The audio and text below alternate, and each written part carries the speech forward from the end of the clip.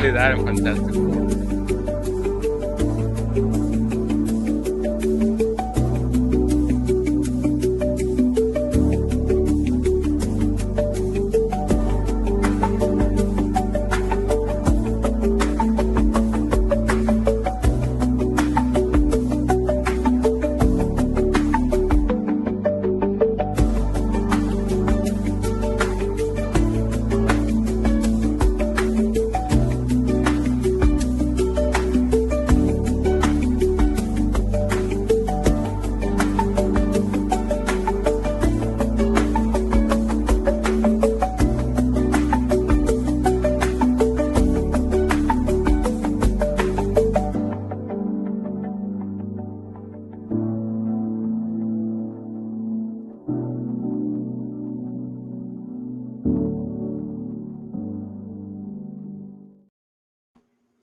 All right, everybody. I hope you're having a good day today. It is July 25th, 2025. Welcome to a special episode, I guess you could say, of the KLB. This is another streaming episode and not a podcast episode, although this will be available to watch on the World of Geekdom channel if you miss it live. But it's not the same. It's not going to be the same as if you're here live. So, So what are you saying is that you're not gonna play? We're not gonna owe Dick Derringer any money, right? Because you're not gonna play a song. I don't want to owe him any money. I don't want to owe anybody any money. I think he's dead. I think. Yeah, but he's got an estate like everybody else does, and he's got Dick Derringer Jr. running around, ready to collect those paydays. Yeah, well, very talented musician he is. But we're talking about another talented musician, a guy who apparently Metallica. Remember, didn't Hulk Hogan say he was going to be the bassist for Metallica? Or Go ahead and like get the Metallica joke out of the way, bro. No, I thought he said that. I thought Hogan said that. All right, I'm gonna set you up with the Metallica joke that we burned to the ground. You ready? You ready? Which is wait. Let me okay, bro. Fucking Metallica, they're such sellouts. Remember, they're sellouts. Yeah, we sell out every arena every time we play. That's on YouTube, bro. That's on YouTube now. When he said that, yeah, well, that's on there. Only because they cut their hair, bro. Nasty Nick, Cesar Perez talking about Nasty Nick, bro. Remember that one time where Hulk Hogan went to go visit his kid in jail, and they were speaking Carney to each other? I remember hearing about it. I don't recall. Well, I don't think you were there. I hope not anyway. No, I wasn't there, but I even remember though you found his it. parking ticket one time, which was weird. I still have it. I still have that. What the fuck? I still have that. So we should kind of get that out of the way. So we're doing John Green's saying that I'm black, bro. Hey, you're not black. They just put it this way. I'm more black than you are. Yeah, Geekdom is more black than I'll ever be. Yeah. This is okay, and we really should probably so we're going to be talking about the career of Hulk Hogan tonight. Hulk Hogan, in case you didn't know, yesterday morning it came out that he passed away. I found out in the afternoon, and I basically is this a Royal Rumble entrant? What the fuck?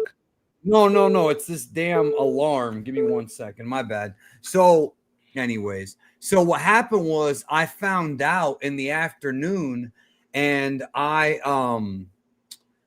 was listening to actually Meatball Ron DeSantis was talking about Hulk Hogan, and that's kind of a big deal when the governor of the state that you live in is talking about the death of a celebrity.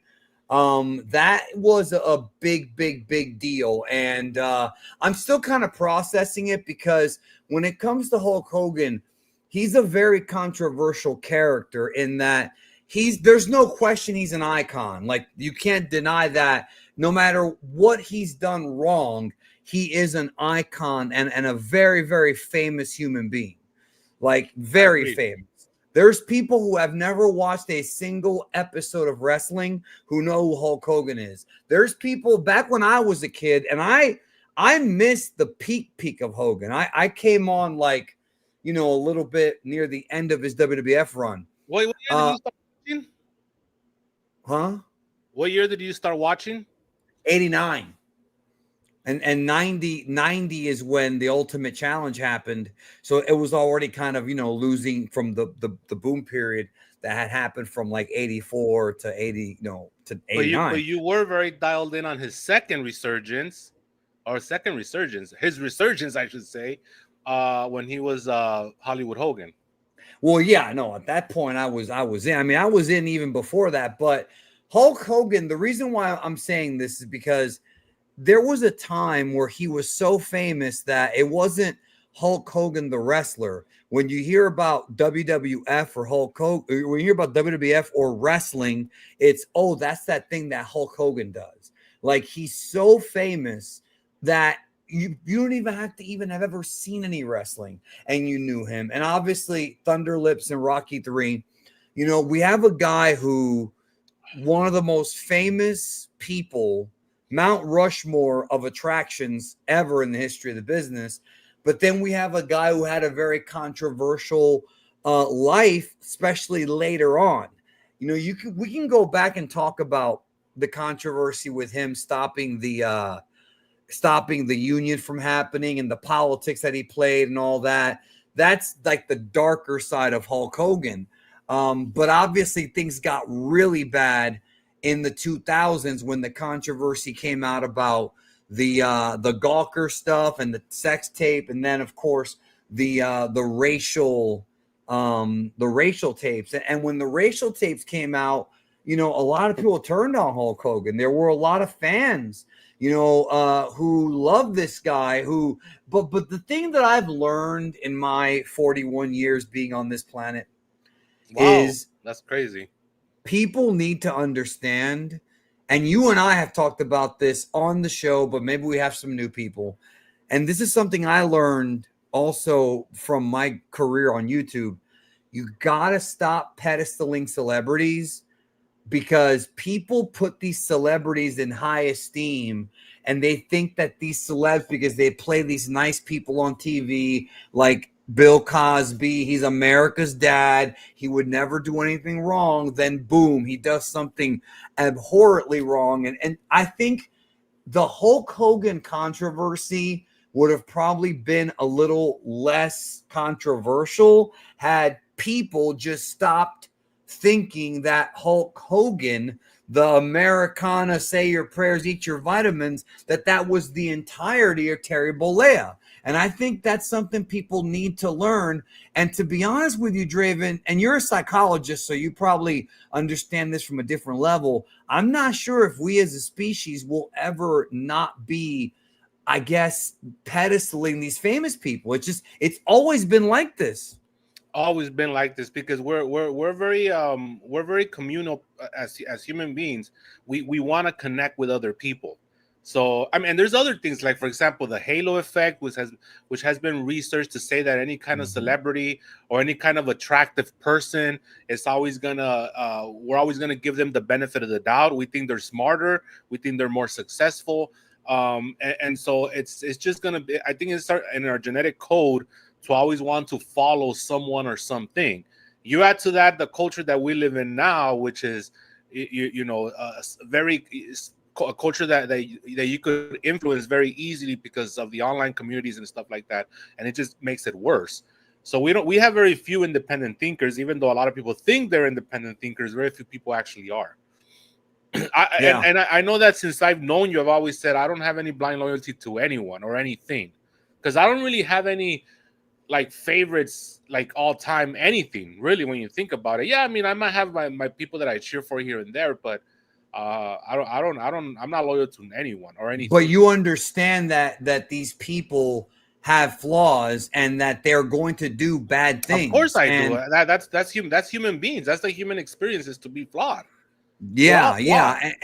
And that I saw comments yesterday. Like I was very vague with what I said on social media, but I was seeing flame wars. I mean, and this always happens when a celebrity dies. People bring up the muck, and I understand why. Then they also have other people saying, well, he apologized for that. Then the other person will say, well, how do you know he meant it? And that's the thing. None of us actually truly know what was in Hulk Hogan's heart. And his loved ones are always going to tell you, like, oh, he's a great guy. Like But they're Eric also Bischoff. biased. Well, I'm getting there. Eric Bischoff, Jimmy Hart, these guys that talk about Hogan, they're biased, but that's because they know him. Like Hogan has done things for them because those are his friends. I mean, Jimmy Hart's practically a family member. Brian Knobbs too. But we have a guy who went from being this incredibly beloved character, as famous as anybody could be, as any athlete could be in the 80s, to his final appearance was on Raw earlier this year, getting booed out of the building. It's such a juxtaposition of where Hogan was and where he wound up. But to be fair, he came out on Raw very, very, very, very progressive city, possibly the most progressive city of LA. So, and right after an election, right after he endorsed Trump, which whatever, I mean, we're not going to talk about that here. So that's why I feel that's one of the big reasons he got booed. But remember, he also got booed at the WrestleMania that me and you were at, with the Puerto Rican throwing chicken nuggets. He got booed right there as well with Big Titus. Yes. And they're both from here. Vinny put him next to an African American man because he had a bad rep with the African American community, and not even that worked. It's just, what it is too, man. I think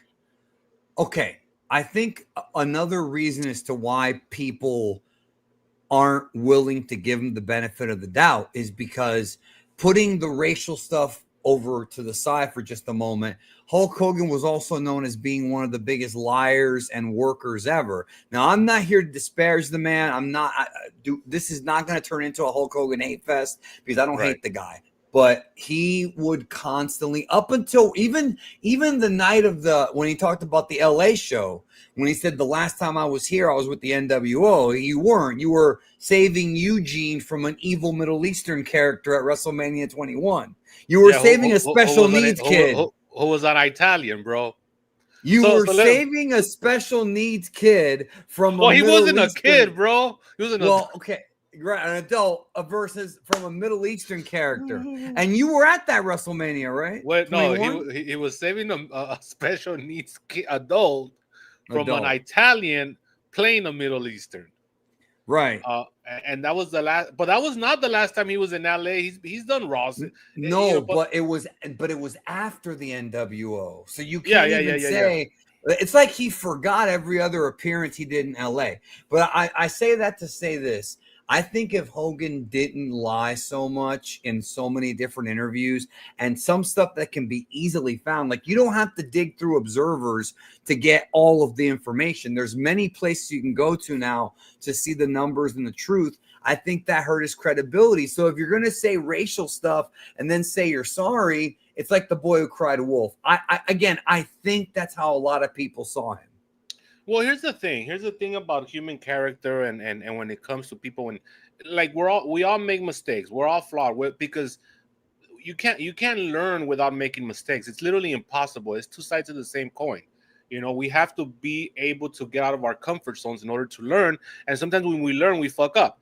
But to me, accountability is very important. That's where the true forgiveness lies. And sometimes people, even when they apologize, they're still not being accountable. I know there was a story when Hogan went back to the locker room this last time, and he apologized to all the African American wrestlers. He actually deflected. See, one of the things, people, that you'll see, all you youngins listening, when people are trying to apologize, look out for the deflections disguised as apologies. That's where there's either accountability, which is a heartfelt apology with the truth, or you're gonna have a lot of deflections. Well, Hogan deflected, and he rubbed a lot of people the wrong way. Mark Henry wasn't happy with it. There was others, because I think he started somehow. It went from like apologizing for being quote unquote racist to all of a sudden he started blaming social media. He started advising the boys to be careful on social media. So there you see the deflection, and that rubbed people the wrong way. I was able to see the tribute today. I didn't watch SmackDown, but I saw the first 10 minutes because it was a big tribute to Hogan. And honestly, bro, I'm gonna be honest, bro. a lot of the people were there out of respect. They weren't really even kind of, you know what I'm saying? Like, it's not that they didn't want to be there, but it wasn't heartfelt. Like, it wasn't. They were not tributing one of the boys. How about that? Yeah, it wasn't like the Eddie Guerrero or Chris the Bray Benoit. Wyatt. Yeah, Bray yeah. Wyatt, Well, yeah. I wanted to clarify on something you said when he went to the back to talk to the African American wrestlers. Well, he talked to everybody, them included. I think he apologized to everyone. Right, and that was that. It was before the Netflix episode. It was some time back, and what he said, if I remember correctly, was he basically did the whole apology, and then he's like, "But let me tell you something, brothers. Be careful what you say. You may be getting recorded at any time." And it's like, okay, that is good career advice, but you're basically deflecting the accountability, saying, "I'm sorry, I got caught," instead of "I'm sorry, I said something wrong." And I think that hurt him. I think these things, that's why people were so mad. Now, I did see people take it too far on social media. But that's gonna happen. I always like giving people grace. You know, Hulk Hogan was baptized at a church that actually a buddy of mine's sister, their family, they go to, and I was there for a play last year, and you were there when he got baptized, bro. No, I'd like to think that he repented, but nobody knows. Between him and the big man upstairs, as he would say, the big man upstairs. I know that pops you now for some reason. No, there's two wrestling carny terms. It's either the big man upstairs or the best seat in the house. So now he's got the best seat in the house forever. With the big man upstairs. Yes. Well, he can't hang out with him because nobody can. We know that. Well, okay.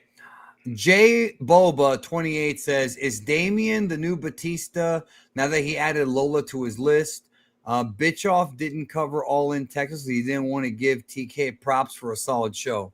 All right. I don't know how I feel about this super chat, because first of all, thank you for your super chat donation. I appreciate it, but I don't know if this is the kind of show. Like, what do you think, bro? Like, I don't want to be disrespectful. We can go into our KLB, characters or whatever. What are you talking about? You know what I mean, right? No. But here's the deal. We could just let them build up, and then at the end we'll just go through all of them. But for now, we'll focus on the Hogan tribute, and then whatever time we have left, you can go through all the questions. That's a good idea. So just let them all build up. So people ask your questions if you want. But we're gonna get some at the end of the show. At the end. Well, this wasn't a real question. He just got himself over. But yeah, that's what we'll do at the end. But Damian Priest is starting to. He's impressing me. How about that? I thought you were talking about Damian Gonzalez, the guy who wrote that SmackDown and never got paid for it. I'm still waiting for his birthday. It's today? Happy birthday, Damian! Javon Evans, bro. I heard Javon Evans is gonna start the new streak of being with. That's the next Hulk Hogan, bro. Javon Evans. Well, the big man upstairs will have, Yeah. So now I want to talk about our introduction to Hulk Hogan. I want to start with you, and then I'll go, because you started watching wrestling as more of a territorial. You were into the NWA first, which a lot of people weren't. I'm not saying that it didn't have its fans, but most people, I think the WWF was so big, like everybody knew it. But NWA, that Hulk Hogan was not the first man that you saw wrestle on television. No, the first man that I saw was Dusty Rhodes in 1987. And yeah, the only reason why I got into wrestling was because I so happened to have my neighbors were already into wrestling, and because they were already snobby wrestling fans, they were into the NWA because I had real wrestling, which you kind of did when you think about it. It was more athletic, more hard hitting. It's still fun to watch to this day. I like watching that stuff. But the first real feud that I remember would have been the Mega Powers against the Mega Bucks back 88. In 88. Yeah. And so they were riding high on that one. Right, with Jesse Ventura as a special guest referee, who was the guy that was fucked over by Hogan with the whole union talk. And Yeah, so that was my first introduction to Hulkamania. Now here's where it gets weird with me, bro. Wait, let me say something. Go ahead. Okay, if you're gonna start this shit with me, bro, I'm just gonna ban you. I already talked about this earlier in the stream. If you start this shit, I'm just going to ban you. I'm not gonna give you any attention. You're not gonna get yourself over. I already addressed this literally 10 minutes ago. Please, please show some fucking respect and don't start with this bullshit. Please. And Go we ahead. have talked about the racism and stuff. We're not supporting. We talked about it already, but he it up. came late. He came late. He wants to talk shit. There's Well, nuance to rewind the life, stream. folks. There's nuance to life. Not everything has to be black or white or all this. No, or all it's that. got to be black or white. Hogan. If you even say you liked one Hogan match, suddenly you're in the clan. Get fucked, bro. Go ahead. I'm sorry. Continue. So anyways, The Mega Bucks. No, yeah, the Mega Bucks and the Mega Powers. But what's interesting about me is that I never, and I've been saying this since I've known you, and I've told this to all my friends, not because I want to sound cool or a contrarian. I was never a Hulkamaniac. He never caught my eye. So it's hard for me now to relate to the fans. I understand they had an idol, but he never did anything for me. Like he was never. When I started watching wrestling, my first favorite wrestler ever was Dusty, and then after that it was Bret Hart. While he was a jobber to the stars with the Hart Foundation, I will never understand. Well, I mean, he did have some cool charisma, but I don't understand why I gravitated towards Bret in like '89 and forever, really, since then, because there was no reason for me to. He was in a tag team. And then when he was able to go singles, he was a jobber to the stars for a while. But Bret Hart was always my favorite wrestler. I don't know why. And I never caught the Hogan. He was my favorite too. But not in '89. No. I'm gonna tell you the story in a minute, but I wanted to ask you. So you hopped on the WWF train and started watching it for the Mega Powers, Mega Bucks, but it wasn't Hogan. Like, was it that angle that made you a fan, or was it other stuff on the show that happened around that angle? No, you know it was just that by that point I was into wrestling, so I wanted to watch wrestling. That was a cool angle. I enjoyed the angle, and I like the whole thing with Miss Elizabeth showing a little skin at the end of that match, even though it wasn't her much. Legs, bro. Yeah. In '88, that was supposed to be like. Imagine what they would do 10 years later, bro. Sable's titties on pay-per-view with the hands like that. And then Randy Savage. Remember, Jesse the Body Ventura went 1, 2, and then he stayed like that. And Randy Savage jumped from the top. Come on, bro. So that was cool. I mean, yeah, but during that time, now I will say this: the Luster angle, I was all in by then. That would have been the following year. Yes, well, that started around that time and we've talked about the angle before. It's one of Vince McMahon's greatest creations. Oh, wait, I said something that Vince did something right. That must mean that I agree with him shitting on women's heads. That's how you sound like in the chat when you fucking say retarded shit like that. We do know that you have dildos that you've named after black wrestlers. We know that for a fact. No, that's not me, bro. That's somebody I saw him when I slept over your house at one time. Don't spread lies about me, bro. Don't spread lies about me. They're gonna believe you. They're gonna believe you, dude. So the thing about one dildo said BL. I don't know what that was about. I thought myself. Actually, I don't. Oh, I get it now. It took me a minute. You made that storyline up, bro. None of that's true. BL. You didn't even spell his name right. All right. So, anyways, the thing. So before I actually, Hulk Hogan was not the first wrestler I ever saw, but the first wrestler whose name I heard was Hulk Hogan from my mom.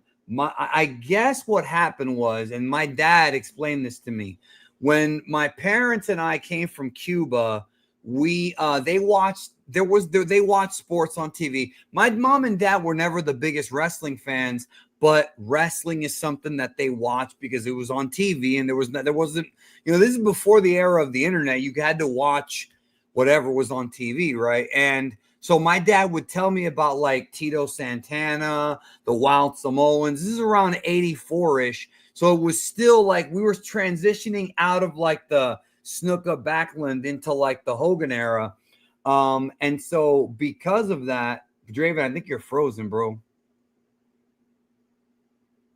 Yo, can you hear me? I think you're frozen. All right, here I'm back. I'm back. Oh, there you are. You're back. Okay, so Yeah, so my you're talking about mom, your mom in Cuba. Yeah, in Cuba. yeah. And so we watched. So they watched wrestling before I did. So my dad had seen a lot of these guys, and Hulk Hogan. My mom knew Hulk Hogan, and here's why. My family were devout Catholics, and Hulk Hogan was the only wrestler who, when he got in the ring, would do the presinal. This right here, no other wrestler would do this. And when my mom saw him do this, bro, when he did the cross thing, my mom always brought that up to me. She's like, he's the only wrestler that has a cross and does, this, right? And that meant a lot to her. And then, she got into the angles when it was like Randy Savage and Liz and all that. Of course, she didn't understand much of it. But the point is that Hogan being this Catholic, and I'm sure she wasn't the only one, especially people from other countries who are very religious. They see a guy on TV doing that. That's what got them in. So I knew the Hulk Hogan name. But like you, I wasn't a super big Hulkamaniac. I had to watch the Coliseum videos to see all the stuff I missed, because all the stuff from before, like my brain is real fuzzy before like 91. So I have like little memories here and there, but that's pretty much how I got into Hogan. But I mean, the thing about it is like, from then on, I saw him go to WCW. I watched everything, bro. And then we saw his entire career pretty much plan out. I don't think either one of us saw the AWA run.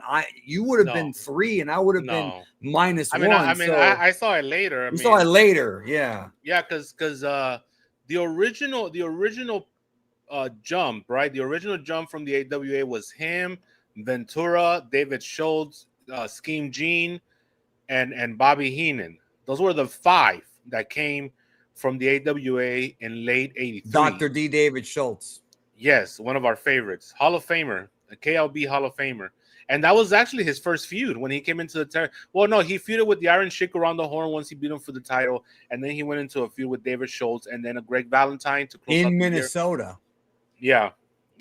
So that's kind of how he got started.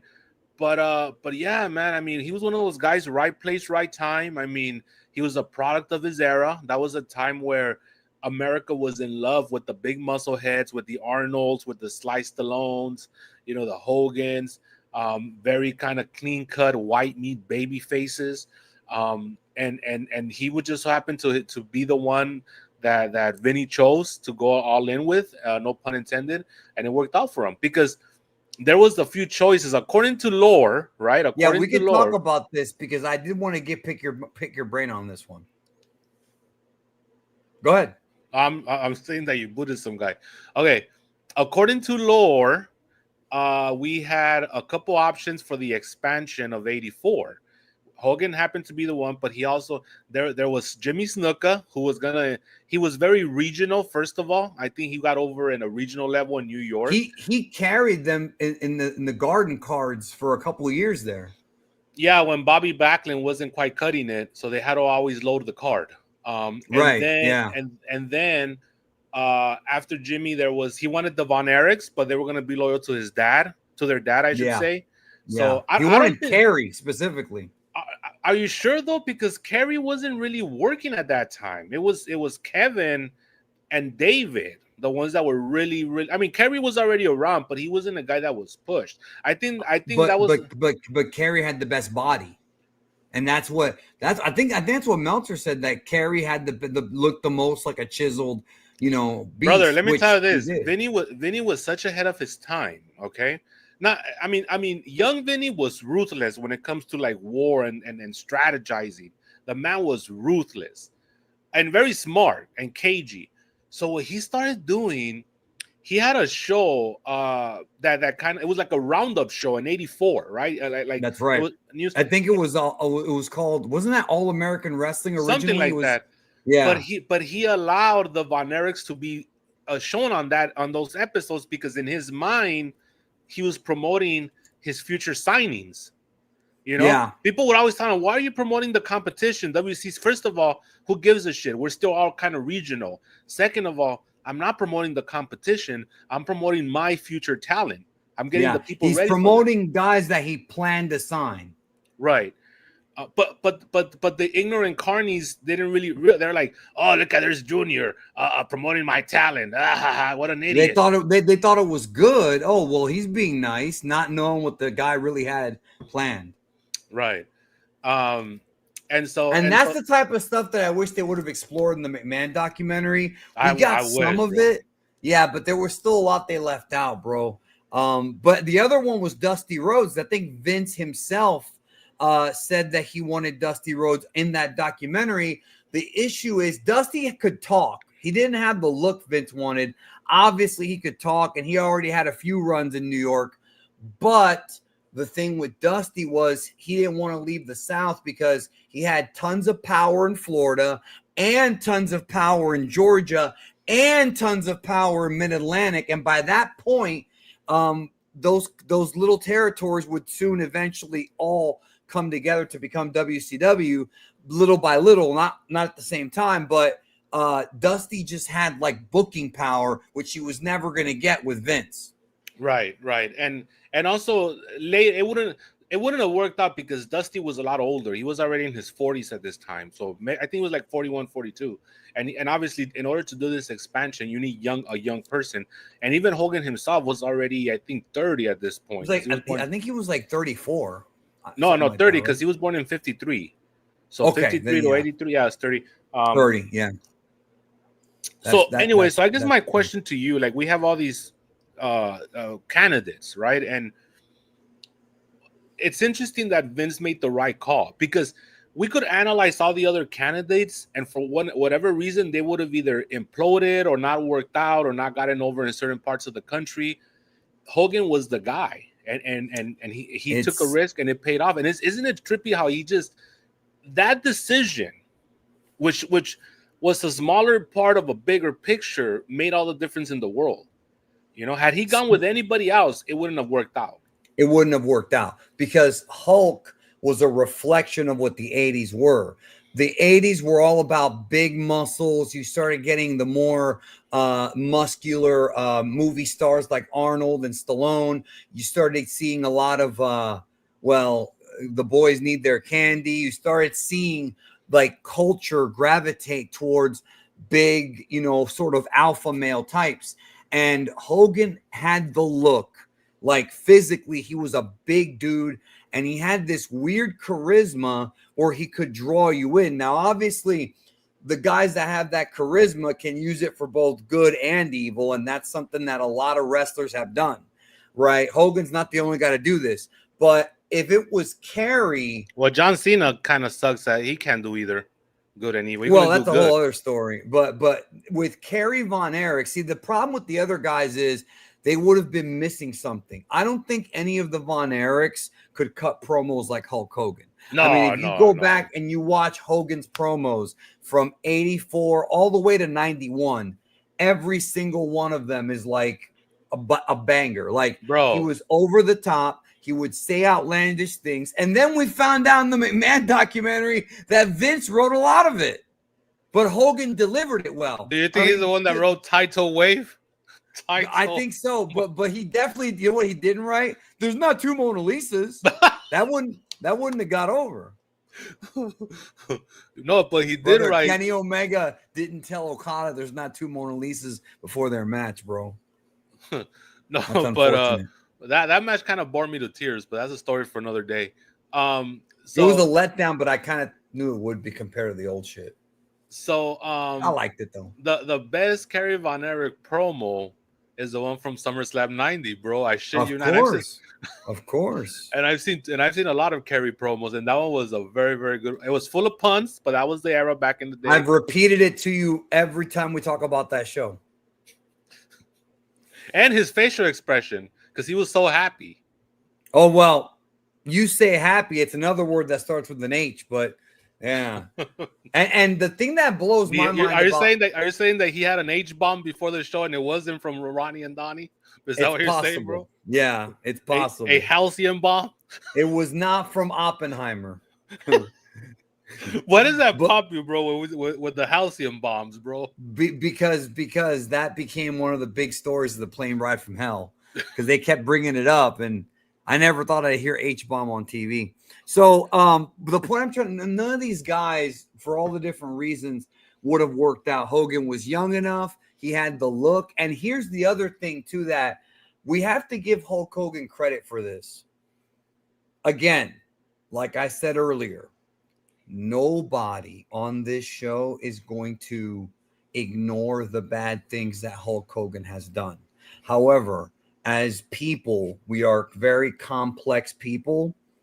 We do good and we do bad. The one thing about Hulk Hogan that made him the guy that I was thinking about today and yesterday is that this dude took on the most insane schedule, because in those days, it wasn't like now where TKO has 3 house shows a year.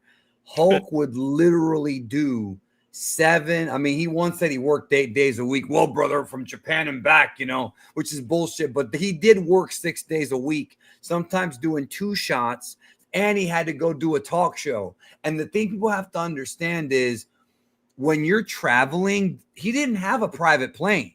He had to travel first class, I'm sure, but he's also a big guy. And if you're a big guy on an airplane, it's not comfortable, right? And so this guy had to fly all over the country because the schedule was so nuts. He'd be in Jersey at like a matinee show at noon and then head down to Florida and headline another show. They would put him on in the middle of the card sometimes so he can leave during the show. Like, to handle that schedule, the WWF champion schedule back then, bro, is hell. And any of the boys, well, a lot of them are dead because they try to sustain that schedule. A lot of them died they took drugs because they couldn't fall asleep. So they took drugs to fall asleep. Then they would take drugs to wake up because they had to go work or go to the gym. Like, and what people don't understand is Dick McGraw, bro, is the first tragedy. Well, yeah. If you're not wrestling, Hogan going to, like, let's say Arsenio Hall or SNL, it's not like he gets there 5 minutes before the show, does his set and leaves. He has to get there early. He has to talk to the writers, talk to the staff. I've been on the road. Tell them where to stand. Yeah. Well, I'm surprised you're not drinking real American beer. This would have been the time to do it. No. It's garbage. We're gonna tribute him, but I'm not gonna support, financially. We'll tribute him. I respect what he did for the business, but that's where it ends. By the way, this is not milk. This is horchata. This is cinnamon water, and I put some Malibu rum on it because we're gonna celebrate tonight. It's to you, Hulkster. So, yep. So the schedule, and it's not just 6 days a week. You're also bumping. You're going up and down. You're getting hurt. You're always in pain, and you have to leave. And also you got fans coming after you. And ring rats too. Well, but the point is that he made a lot of money, but it wasn't like he didn't kill himself for it. I mean, how many surgeries did the guy get, bro? He had a rod on his back, bro. A rod on his back. So John Green, Mr. I work for $16 an hour in a factory. You couldn't work Hulk Hogan's schedule, bro. I know Mexicans that couldn't work Hulk Hogan's schedule.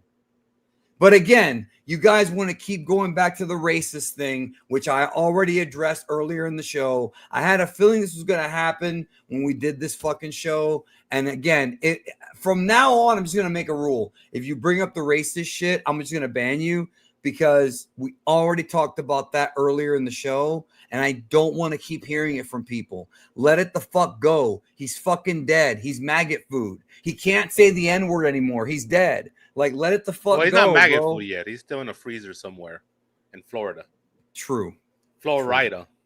But he had a lot of surgeries, bro. Like, that job, being the WWF champion, Bret Hart had trouble with it. Sean had knee problems. Like everybody, it's a hard job, but that 80s schedule was the worst. Yeah, well, being a professional wrestler up until what, like maybe like 4 years ago, when they started just working like just TVs essentially. The pre-COVID travel schedule was brutal and it got better. Like the years once they started clustering cities where you just drove to the next town, it wasn't as bad. It was still bad, but not as bad. But at this time, they were flying everywhere, flying, because Vinny didn't really know how to do it because all this was new. Nobody had ever gone national, so there was trial and error, and they were trying to figure it out for the first time, and so there was people flying from LA to Florida, and yeah, like you said, you don't have to wrestle. Like I've talked about it on the Traveling KLB. can wear you out. I talked about it on the KLB before. About 15 years ago, me and my friends decided to follow WWE on a loop, on a California loop. California, Nevada, and Arizona. California, here we come. we went to SmackDown, we went to a house show, we went to a pay-per-view from Las Vegas, and we went to Raw. And we were at the end of that, we were beat. And we were drinking the whole time, getting high the whole like the boys would. But we were beat, man. That was the one where we saw it was No Way Out, but that's when they had the Elimination Chambers. It wasn't called Elimination. So that's when we saw Big Daddy V. That's like 09. 08. It was 08. 08. 08. 09 is when Taker got burned, I believe. He got burned by the pyro. Yeah. It actually 09 and may have changed it to Elimination Chamber by then. So you did Friday, Saturday, Sunday, Monday, and then Tuesday also, or no? No. We didn't do Tuesday. So we did LA, San Diego, Las Vegas, and Anaheim. That was our loop.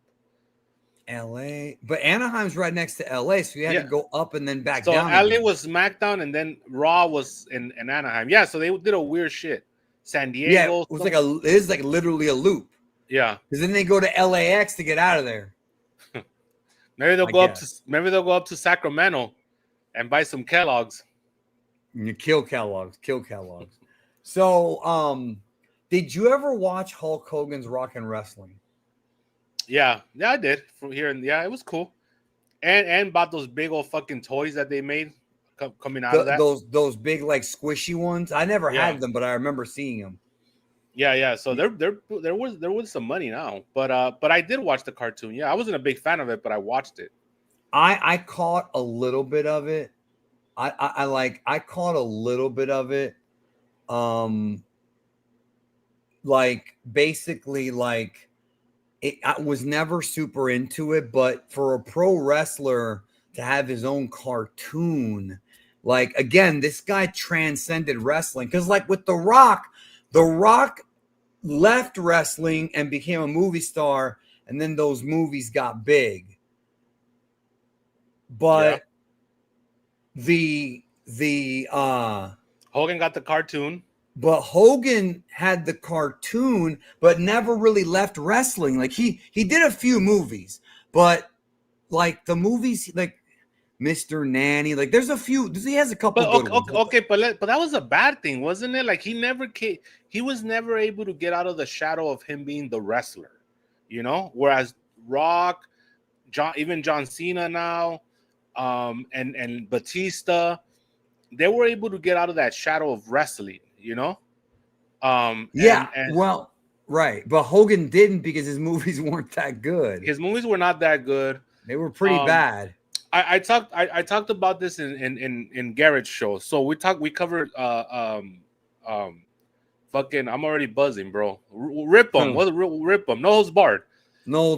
Yeah, the one with essentially it was a story of Ted Turner trying to take over. That was Vinny projecting Ted Turner and the whole and bringing in Zeus. So here's the deal. Like everybody was blasting Vince for essentially making a flop, right? Because the movie flopped. It wasn't a good movie and it flopped. But again, we got to think of Vince thinking outside the box and understanding the bigger picture. And the bigger picture. You know what? It's a cool gamble. Why not try it? But also the bigger picture was like, I need to establish my top guy as a movie star. for not necessarily a draw yet, but a movie star, because it's gonna push my company out of this wrestling bubble, you know. So it was a money losing venture, which he knew going in, but it was money losing venture that was gonna pay off in the long run, you know. And sure enough, I mean, because of what he did, all of a sudden he's talking to like producers, like directors, like real people in the real entertainment business. And even though the movie itself didn't make any money, the actual production of the movie ended up paying in other ways to give him more credibility. So that's what he did, you know. And then he took Tiny Lister, and you know, who was kind of a nobody at the time, and he would go on to do some pretty big movies, including Friday and The Dark Knight. I mean, Tiny Lister was never an A-lister, pun intended, brother. And now they're drawing a big house up there in the sky, brother, right there in the big ring in the sky. He'll do that move where he breaks Hogan's neck, but somehow it heals up before the end of the match. That twisty move. Well, we only know he broke his neck because he twitches like a fish every time he gets it broken. Z gangster, brother. Z gangster.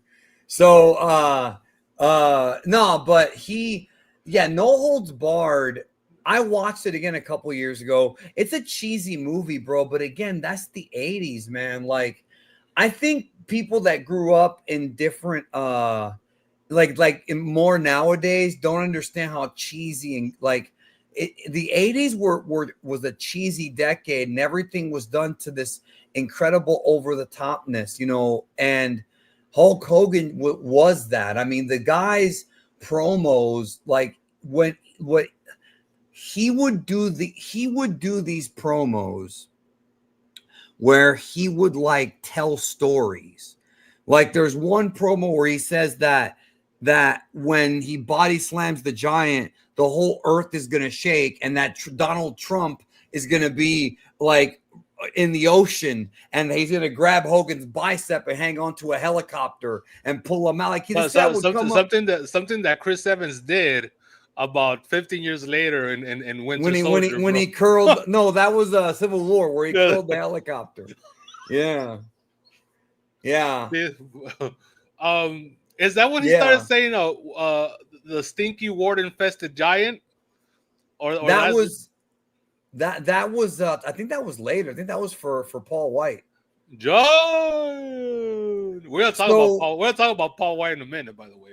Well, we should. So we should get to WCW. So Hogan leaves in 92. Wait a minute. What about that promo where Jimmy Hart cuts the promo singing the lyrics to his WCW theme, bro? Before he had the theme. Remember, that was at King of the Ring. You know that, right? Bro, and then remember Hogan was like, he was shaking his... No, Jimmy Hart had a jacket. Was moving up and down with the jacket. And Hogan's mouth was moving. Like, it looked like his mouth was moving. King of the Ring 93. Yeah, the swan song for Hogan. The end of the road for him for that run. Yeah. Well, he worked some house shows. But then...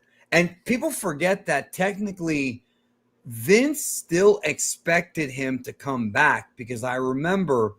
if you watch the television broadcast versions of Raw, WWF Raw, they would show, like, there was an episode around September, October. This is after Hogan had already lost to Yoko and did the house shows, where they were promoting Mr. Nanny. And Vince was like, Hulk Hogan in his new movie, Mr. Nanny. So he was still part of the WWF synergy.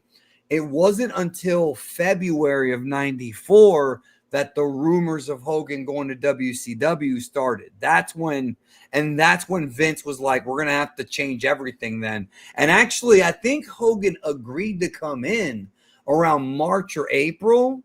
And then he came in, obviously, in June, and then had the match in July. But I think the agreement was already done in March or April. I know the Observer covered it months before he debuted. And all the sheets had it, bro. The Pro Wrestling Torch. Sean Ross Sapp. All those guys. He wasn't around back then. He wasn't alive back then. Or maybe he was alive. But Andrew Zarian. Let me ask you this: did you ever watch Thunder in Paradise? Of course I did, bro.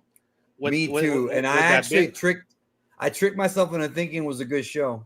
remember, bro, they Loaded Weapon won, right, with the great Emilio Estevez, the only man that honors his family's real name, which we respect, and Sam Jackson before he blew up with Pulp Fiction. They did a spoof called Loaded Weapon 1, which was awesome, by the way. I have it on I DVD. love that movie. And there's a scene where Emilio goes into his little trailer. He's got like this little trailer, like an RV, right? And when he opens the door, inside is like a mansion. It's like a big old mansion, bro. They did that same thing in Thunder in Paradise, where they had this little ass boat. But then when they went inside of the boat, it was a big ass fucking like control room. The cockpit was massive, and it was too big for that little boat. Right. And basically, the boat was Knight Rider, except on the boat. Right. Yeah, it was Knight Rider with the boat, and he had that wacky sidekick, and he had that hot chick, you know. So it was like it was the norm for that era, right? Baywatch, you know, like Knight Rider, Magnum PI, you know, and then you had Thunder in Paradise. But it lasted 1 year. I think I have the run of it on some DVD somewhere here, the entire run. But it wasn't that good. It wasn't that good. And of course, it was not good. Ed Leslie ended up finding his way into cameos from time to time on that show. Sting was on that show. That's where Hogan and Sting first met. That's Sting right. Was a heel in like the second episode. That's when they sent Dick Flair to go talk to him. You know, for contrary to popular belief, it wasn't Bischoff. It was Dick Flair, the one that told. I heard it was Mike Graham, and then I also heard it was Greg. From who? From Mike Graham, bro. Yeah, Mike Graham said it was him, and Greg Gagne said it was him. So who's telling the truth, bro? And they all had that idea. And the B Brian Blair also probably had something to do with it, bro. All the Tampa guys, bro. Steve Kern also had something to do with it. Now, here's the deal. Yeah. Let's continue talking a little bit about the Hulkster's movie career. So, the one that really left me with an impression was Rocky III. Thunder Lips. The ultimate male. The world's introduction to Hogan for a lot of people. Now, here's the deal. Let's set the table for the people that don't know. At that point, he was working for Vern, you know, in 82, 83. And he also had some connections with Vince Sr. because Vince Sr. had also brought him in. I thought the story was he wanted to shoot the movie. Vince Sr. said no. That's right. He left and went to go work for Vern because Vern was fine with it. Yes. Well, that's where I was going. And so it ended up being a big boost to his career. Big boost. Because the thing about Vinny Sr. was that he was like remember, he also turned down Andy Kaufman. Andy Kaufman wanted to do his shtick in WWF, but Vince Sr. was like, "No, you're not gonna bring that clown show here." And then which is weird because Vern was always the guy that wanted wrestling to be like serious sports-based product, and he was okay with Hogan. I get it's a movie though, because let's not forget Vern did the original wrestler, not the Mickey Rourke one, the wrestler. Well, Vern had already done that. Yeah. So that's what got him. That's what introduced him. And that was the little segue, and then Hulkamania would be born like a few months after Rocky III premiered. Now, another thing we got to talk about, because let's be fair, Vinny, even though he took a risk with Hogan, it was a calculated risk because Hogan had already proven himself in Japan. He was over huge in Japan with Inoki-san, to the point that Hogan was the first IWGP champion, not heavyweight champion, because at that time it was just a trophy and it was a tournament, but he was the first IWGP champion defeating Inoki-san in the finals. And he was already getting over in Minneapolis with Vern. He was already over. The guy was selling out night after night. And we can confirm that his Japanese work was definitely totally different than his WWF work. I mean, this is what you get in Japan. You get the Axe Bomber, brother. You get the Axe Bomber. You get suplexes. He bumps a lot more. He sells a lot. It's like a different guy almost. Right. Emilio C. saying Lord Vader versus Hogan, bro. That was later on in his run. That was in WCW. We didn't get that in Japan. I wish we did. So now let's talk a little bit about his WCW run. So he comes in '94. What was your thoughts? Because you obviously this was you were dialed in at this time. Um, what was your thoughts when you saw him in WCW in '94? Well, I was going to ask you that question, but I'll give you mine first. I was such a WWF loyalist, even though I had watched WCW, that at first, I remember I was a fat 10-year-old kid. You're still a WWE loyalist, if you ask me, brother. The way you treat other promotions, but go ahead. But I felt like it was like almost like a betrayal. Like, I don't want Hulk anywhere else but WWF, because the people have to understand, like, Hulk Hogan was synonymous with the WWF. Like, the World Wrestling Federation from 84 to 93 was Hulk Hogan. Like I mentioned earlier, that it was his company. Like, he was anytime. In fact, there were even people who thought that Hogan was still in the WWF who were like, not really fans when he was in WCW. There was a time, and I know you remember this, where WWF started putting their logo in the lower left side of the screen, and they still do it to this day to make sure that this is WWF, because WCW started getting a bunch of ratings. People forget that. If you watch the old TV, the WWF logo was not in the lower left. That was not till the mid-90s. So Hogan jumps over, has the match with Flair. As a mark, I'm like, this is the match I wanted them to do in 92. But the thing is, and it's fucked up, the show was an hour away from me, and we just didn't have the money. It was in Orlando. And Shaq was there, and Muhammad Ali was there, and Mr. T. Inoki was there, bro.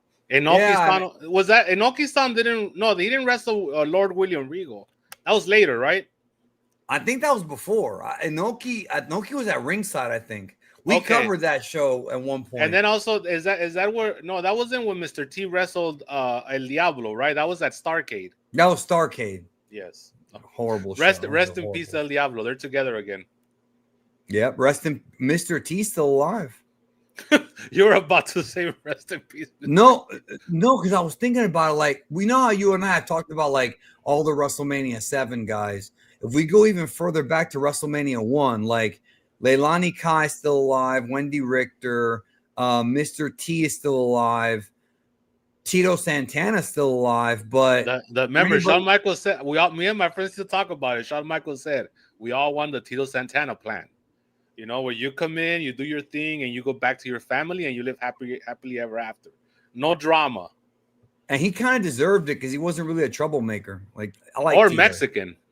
Chico Santana about to cross the Rio Grande. I think I have a taco right about now. So, but Hogan. But tell the story. What? Tell the story once again when it was Hogan, Warrior, and Tito Santana at the match of survival. And Warrior because Tito was a jobber. Warrior had he had no name for his fans, the fans of Tito. So he says the Hulkamaniacs.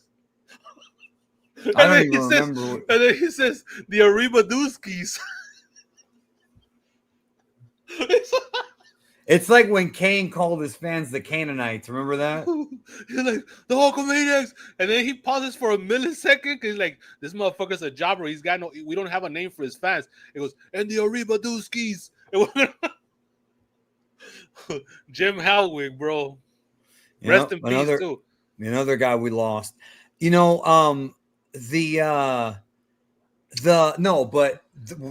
elephant in the room, which wasn't really an elephant in the room, was that when Hogan first came to WCW, it did boost them on a national scale. They had a lot of attention for it. That Bash to the Beach show did very well, but slowly but surely, people started to boo Hulk Hogan. I think a lot of people think that didn't happen until the NWO, and that's wrong. There were fans in the southern parts of the country, your favorite parts of the country. I think because it was because of Lord Vader. I remember it started with the Lord Where Vader. I come from, the conservative South, right? Which I've been to. I was there in Texas a couple weeks ago. I don't think it was because of Vader. I think it's because he retired Ric Flair. Because you remember he started Yeah, getting booed at that Halloween Havoc. that's true. That's true. That's very true. And it wasn't every town, but some of the towns were anti-Hogan. it was bad for Hogan because another thing we never talk about is that WCW also attracted a lot of that, like the early smart mark, because they had Vader, they had the real wrestlers, Paul Orndorff. right, and so I think once they saw that Hogan was bringing in his friends, what got a lot of heat. I'll never forget. This got a lot of heat when Hacksaw Jim Duggan beat Steve Austin in like 10 seconds at that Halloween Havoc. 94. Was it Fall Brawl or Halloween Havoc? Halloween Havoc. It was supposed to be Steamboat against Austin. Oh no, it was but Fall Brawl. Steamboat, the steamer. It was supposed to be the steamer, bro, like Gino used to call him. Yeah, the steamer. There was the steamer against Austin, and okay, this is where it's all fucked. First of all, they don't even give the respect to the steamer to like do some sort of ceremony. They just take away the belt, and then they give it to Austin. And then Austin, and mind you, they had feuded for months. Remember, we've covered some of their shows. They had great matches. Remember, Austin had the Dragon Slayer in the back of his tights. And then I like that feud. Jim Duggan comes out and just beats him in 10 seconds. I remember that got a lot of heat with the smart marks because that was one of Hogan's boys, and it was Hogan just making the call. Well, we started to see a lot of his boys come in one after another. Like I Butchered a Friendship, bro. Butchered a Friendship got a main event run at Starrcade, which was like the WrestleMania. Starrcade, that's right. And let me tell you something. The promo. Go back and watch the promo with the Three Faces of Fear, whatever those guys were. The Avalanche, the El Diablo, and I Butchered a Friendship. Yeah, that promo on that Starrcade is so fucking completely horrible that I don't know how the hell it made air. That was a bad time, but we started to see guys little by little, and then here comes Randy Savage at the end of the year at that Starrcade, and more and more of his boys started coming in. So this is why when you look at WW or WCW in like 95 into 96, it looked like the WWF. Like you had Luger, then you had the Outsiders. It looked like what the WWF was a few years earlier. Bro, I like that angle when Randy Savage fucked Stephanie and then bounced, left the territory. Because remember, the angle coming in, is that going to be on her podcast? Or it certainly wasn't in Vinny's documentary, which I was hoping for. No, but remember, I like the angle when he was coming into that Starrcade 94.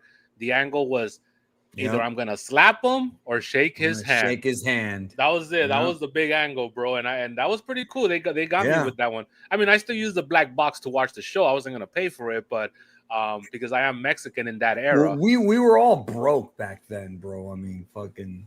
Yeah, I tell people like, I mean, the youngsters today won't never understand this because everything's so accessible, but I went through the first half of my fandom listening to the pay-per-view on the Scramble feed before I was able to buy the black box. Because for the people that don't know, if you didn't buy a pay-per-view back then, you still got the channel because it was analog, but they would scramble it. In other words, you couldn't see it, but I could hear it. So what I would do is I would get a chair, and then just sit next to it, and then that would, dude, I was so fucking happy. Like that was it. That was my 3 hours of your time listening to something. But once in a while, or you had to wait for the home video to come out, which is about what 2? It was like for a while, it was like 2 months, but then it became like 1 month. I remember. Yeah, but even then, you had to fight all the marks because those were ran out fast.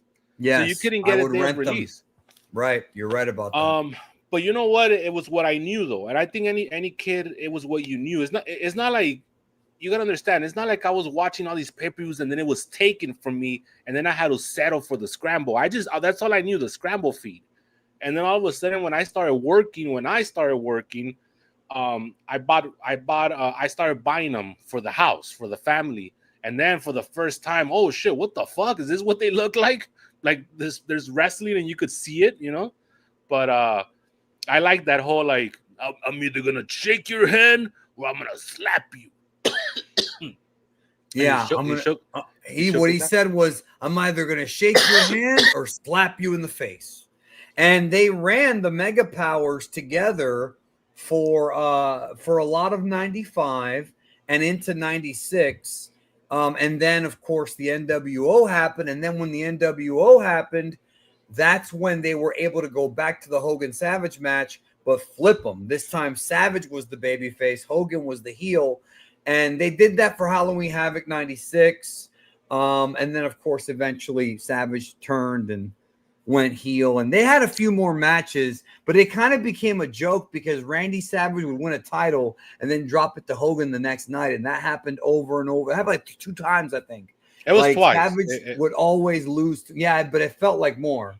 But yeah, do you remember, what are your memories of the Dungeon of Doom and a lot of that really bad shit with fucking King Curtis Sullivan? Yeah, my boy.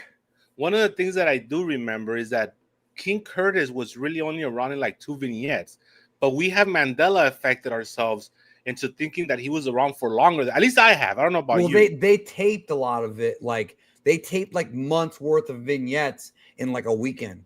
You know what I mean? Yeah, because what happened is that, so for the people that don't remember, the Dungeon of Doom was a stable that was there to kill Hulkamania. That was its purpose.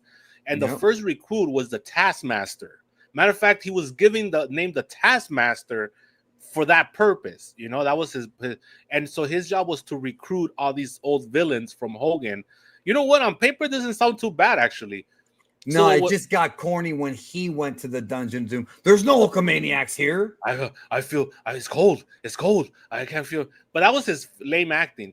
No, but here's the deal. So what they would do is that every it was like the Batman the TV show, bro. So cartoony because every week Kevin Sullivan would go into the Dungeon of Doom, and then the King Curtis would give him a new villain, and it was like an explosion, and then the villain would show up. I give you Kamala, Shark, the Shark, Zodiac, the Zodiac Man, and then the Giant. Now, the thing I thought what was cool about the Giant. No, well, there was also like the one man gang for a while. He was in it. Yeah, he was. You're right. He was in there. But what was cool about the Giant was WCW did something very clever. They showed him in the crowd both at Bash at the Beach and at Slamboree. Now, when they showed him at Slamboree, they didn't say anything. Now, when they showed him at Bash at the Beach, that's when Hogan was like, I felt it, brother. I felt Andre. I felt it. But what I thought was cool was, is Andre really your dad? That was later. What I thought was cool, though, is that they knew they were going to go with this guy against Hogan, and all they did was just show him in the crowd. The Yeti. We forgot about the Yeti. That was later, bro. I'm still talking about the Giant here because the Giant wound up being his biggest threat, because then we found out. Here's the other one. Remember when Hogan revealed that the Zodiac was a double agent and that it was Brother Brudai, the booty man, that he snuck into the Dungeon of Doom? Yes, which doesn't make any sense when you think about it. Which doesn't make any sense because they're beating each other up in the war games. I hate when they do that. But also, he was a gift. So in other words, remember how Repulsa would create the putty and then she would create the monsters and throw them down? That's what King Curtis was doing. It wasn't It wasn't like he called John Tenta up in Florida. Hey, Johnny, you're out of a job? Yeah, well, come. I got one for you, brother. All right. No, he was creating these monsters in the Dungeon of Doom out of fucking clay, and including with even though John Tenta was the Avalanche 2 months earlier, now he's the Shark. Remember, he would do this Shark. And then later on, he would be like, "I'm not an animal. I'm a man." Carson City Silver Dollar with Big Bubber, no trouble. That's another guy too that wound up. He was all over the place during that time, and we love that guy. Let's not forget that ever. I mean, that's a guy who, let's not forget, brother. He had a great match with Hogan on Saturday Night's Main Event in that cage. Nobody forgets the superplex from the cage, bro. Yeah, Garrett used to always talk about how much he liked that. Look, match. We just had Damian Priest, the new Poon Slayer, by the way. That's what we're gonna call him because he's been on fire lately. Damian Priest, the Poon Slayer, he wrestled Drew McIntyre, right, in one of those crappy Saturday Night's main events that they have. I couldn't tell you two things. Could you tell me a spot in that match, bro? Other than the concerto? Nothing, right? No, Okay. no, like Okay, Big Bubba. I really and can't. Big Bubba and Hogan. There's a spot you remember from that match, right? There's the superplex. There's the part where he handcuffed Slick to the cage. Remember? Because remember they did the gimmick where Bossman was going to handcuff him, but he handcuffed Slick to the cage, and he's doing his Jiggly, what we got here? Ooh, baby. you couldn't help yourself, bro. No, I couldn't. Help you know what? You know what? This is a great tribute to Hogan when you think about it. Yeah, it is. But yeah, that was and you want to know something, bro? For all the shit that Hogan gets for being a bad worker and this and that, he was never the most athletic wrestler, but he did have good matches that I thought were underrated, especially when it comes to telling stories. And Saturday Night's Main Event showed that. There was a really good Hogan King Kong Bundy match that they had on Saturday Night's Main Event. It was better than the WrestleMania 2 match. Brother, Hulk Hogan throws a V-trigger at King Kong Bundy. What the fuck? I'm not making that up. Go look for it. It was the one where Andre came out to attack Hogan after. He threw a V-trigger, bro, years before Tyson Smith would. He threw the V-trigger right at King Kong Bundy, bro. I'm not a dick. I like how you bury Kenny Olivier. I didn't bury him. I just said that Hogan did his move first. No, but Tyson Smith. Yeah, but Tyson Smith's a cooler name than Kenny Omega. Now, here's the deal. Hogan would never call it the V-trigger because he liked pussy. He wasn't going to be playing video games. Well, what do you call it? The high knee like Booty Man did? Oh, get it? High knee? Hey, but he had Kimberly when she was in her prime, when she was a dime, straight up. No. No. He pretended to have Kimberly. There was only one man who had Kimberly for real. Yes, that was DDP. The one that coined the phrase Hollywood scum Hogan. So how many nicknames do we have? We have the Immortal Slime. One of my favorites. We have Lust Hogan, the Luster. The Luster. Hollywood scum Hogan. Okay, Hollywood scum Hogan. There's got to be more. We're missing a couple. Terry Jean from the debut episode of the Royal Rumble. Well, that's my name because I called him that after getting the traffic ticket, bro. It's the Terry Jean Bolea, bro. I still have it. But remember the story behind how I got that. How there were supernatural elements in that. Austin Kinko saying the pukester. I forgot about that one. The pukester, yeah, that's true. But no, but remember there was a supernatural story behind how I got that traffic ticket. Because it didn't make any sense that ticket was meant to fall into my hands, bro. Don't be like Vincent Vega, bro. Listen to Jules. That was an act of God, bro. Vincenzo. I'll put the Pepsi challenge up against any of that shit in Amsterdam, bro. We had to call Pulp Fiction. What pops me about that part, bro, is that Vincenzo, this is what Vincenzo's doing. He's trying to get a discount. and he's mad because somebody keyed his car, bro. Yeah, but it gets more carny. It gets more carny. He's trying to use the fact that somebody keyed his car as the justification to ask what he thinks is his friend for a discount on the drugs. And Lance just shuts him right off with that shit. Like he's like, you're gonna pay full price like everyone else. And that's it, and he does. He pops up. But the way he did it was great. He's like, I'm ready to put the Pepsi challenge up against any of that shit from Amsterdam. He's got 3 baggies, bro. Because remember the gimmick: you get the cheap one, you get the expensive one, and 9 times out of 10, the one in the middle will sell. Yeah, Madman, the Madman. So you have to price up the expensive one really high, so that way people pick the middle one and not the smaller one. That's a carny trick that's been around for ages, bro. When it comes to sales. Yes, I know it, and I've used it. Who do you think? I'm gonna give you a multiple choice question here. Hogan's his best dance partner: A. Randy Savage, B. Roddy Piper, or C? Who was another guy that? Wait a minute. B. Bobby Heenan, bro. Ric Flair. Oh, Ric Flair. All I right. like his matches with Ric Flair a lot. But who do you when you think of Hogan, who's the first guy that comes as far as his opponent? Is it Flair? Man. Macho Man. Okay, Randy Savage. Okay. Yeah. Mega Powers were so like, you know what trips me out about the Mega Powers? They were only a team for, let's see. I mean, they weren't even together at WrestleMania 4. He helped them win, but they weren't officially a team. They were only a team for like 7-8 months, bro. But everybody remembers them. There's that picture of Hogan and Savage with Liz like doing the, like, you know how she's doing the thing where she's like looking like this. Like she wants to get the virgins to want her to fuck her, bro. That's really what it was. That's the intent of those poses. And it worked. And yeah, the handshake.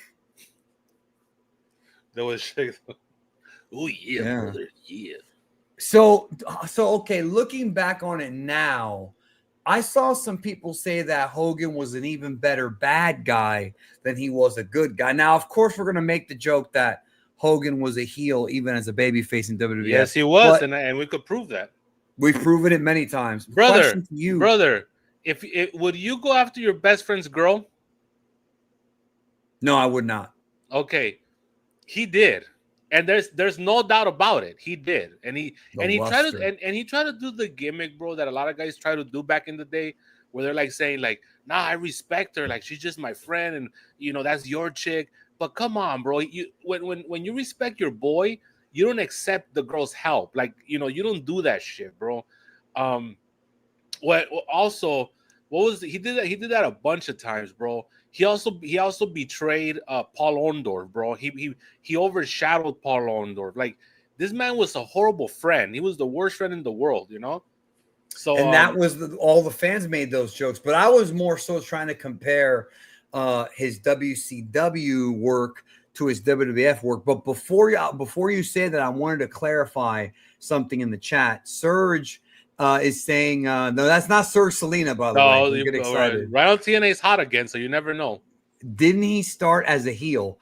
In WWF in like 79, 80, he came in with Classy Freddie Blassie. Sterling Golden. This is after that. He was the Incredible Hulk Hogan, because remember, Vince Sr. named him that because they had to make him Irish. So it's Hulk Hogan. Right. And of course, Freddie Blassie cut those promos that, well, let's just say you and I found very amusing. And so he wrestled as Sterling Golden and as Terry Boulder. He was Terry Boulder in Memphis as a babyface with fucking Eddie Boulder, who was fucking Ed Leslie.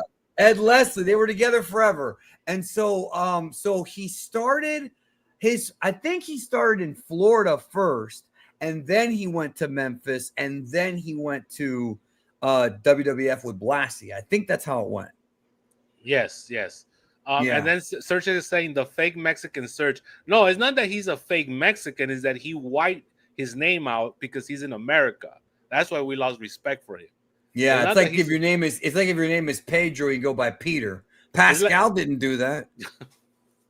It's like Pete Pascal. He's everywhere now. He's everywhere. This guy say he started in Memphis. Yeah, well, I was talking about that. And he was a baby face there. But then he was a heel in WWE because he was a big guy. Like if you're a big muscular guy. Actually, if you want to be super technical, you could say Florida with Hiro Matsuda. Well, that's why I brought up Florida, because he was trained. Remember the story. He went in to get trained by Hiro Matsuda. Hiro Matsuda broke his leg. Thought he would never come back. And then he came back. Yeah, and then Coco cuts hair. I can't believe I read this jabroni's name out loud, bro. I can't even. He says too busy clanging and banging to pick up the phone. That's right. So he was never a good friend when he was a babyface. Now, but I wanted to ask you. And he was a cheater too. Remember, the back rake, he legally eliminated Big Bubba at the '89 Rumble because he was already eliminated, and then he put the rope down, and then Big Bubba flipped over. Don't forget Sid. And he's a crybaby because he eliminated Sid. Although Sid's a moron for making fun of him too close to the ropes. What did he say? What's the matter, big boy? I don't know shit. Well, that was later, bro. That was later. That was Cycle Sid. Uh, this was Sid. This is when he tried to talk without moving his teeth. Remember, Sid, justice. Yeah, I love that. I love that about him. So, okay, so I'm asking you to compare his NWO run to his WWF run. Which one did you enjoy more? Do you think he was a better heel than a babyface, in your opinion? I think he was a great heel. I loved him as a heel. Great fucking heel. Cowardly heel when he had to be. And also but his babyface run was way better because his angles made sense. The thing about his heel run as the NWO was amazing, but it was also very early on where you figure he was not going to put anyone over. Like he was going through all the baby faces and they never got a comeback. Roddy Piper, I mean, he beat him at Starrcade 96, but after that he just squashed him every time out, right? To the point where remember that one time he beat him up so bad that Roddy Piper started like speaking in tongues and shit as the stretcher was taking him away in the ambulance. Come on. Remember when his son was there? Come on, not now, Terry. Not now, Terry. And then Hogan goes, "Oh, come on, Piper, that's weak. Terry, don't do this to me." That was the first time Hogan ever referred to himself as Terry.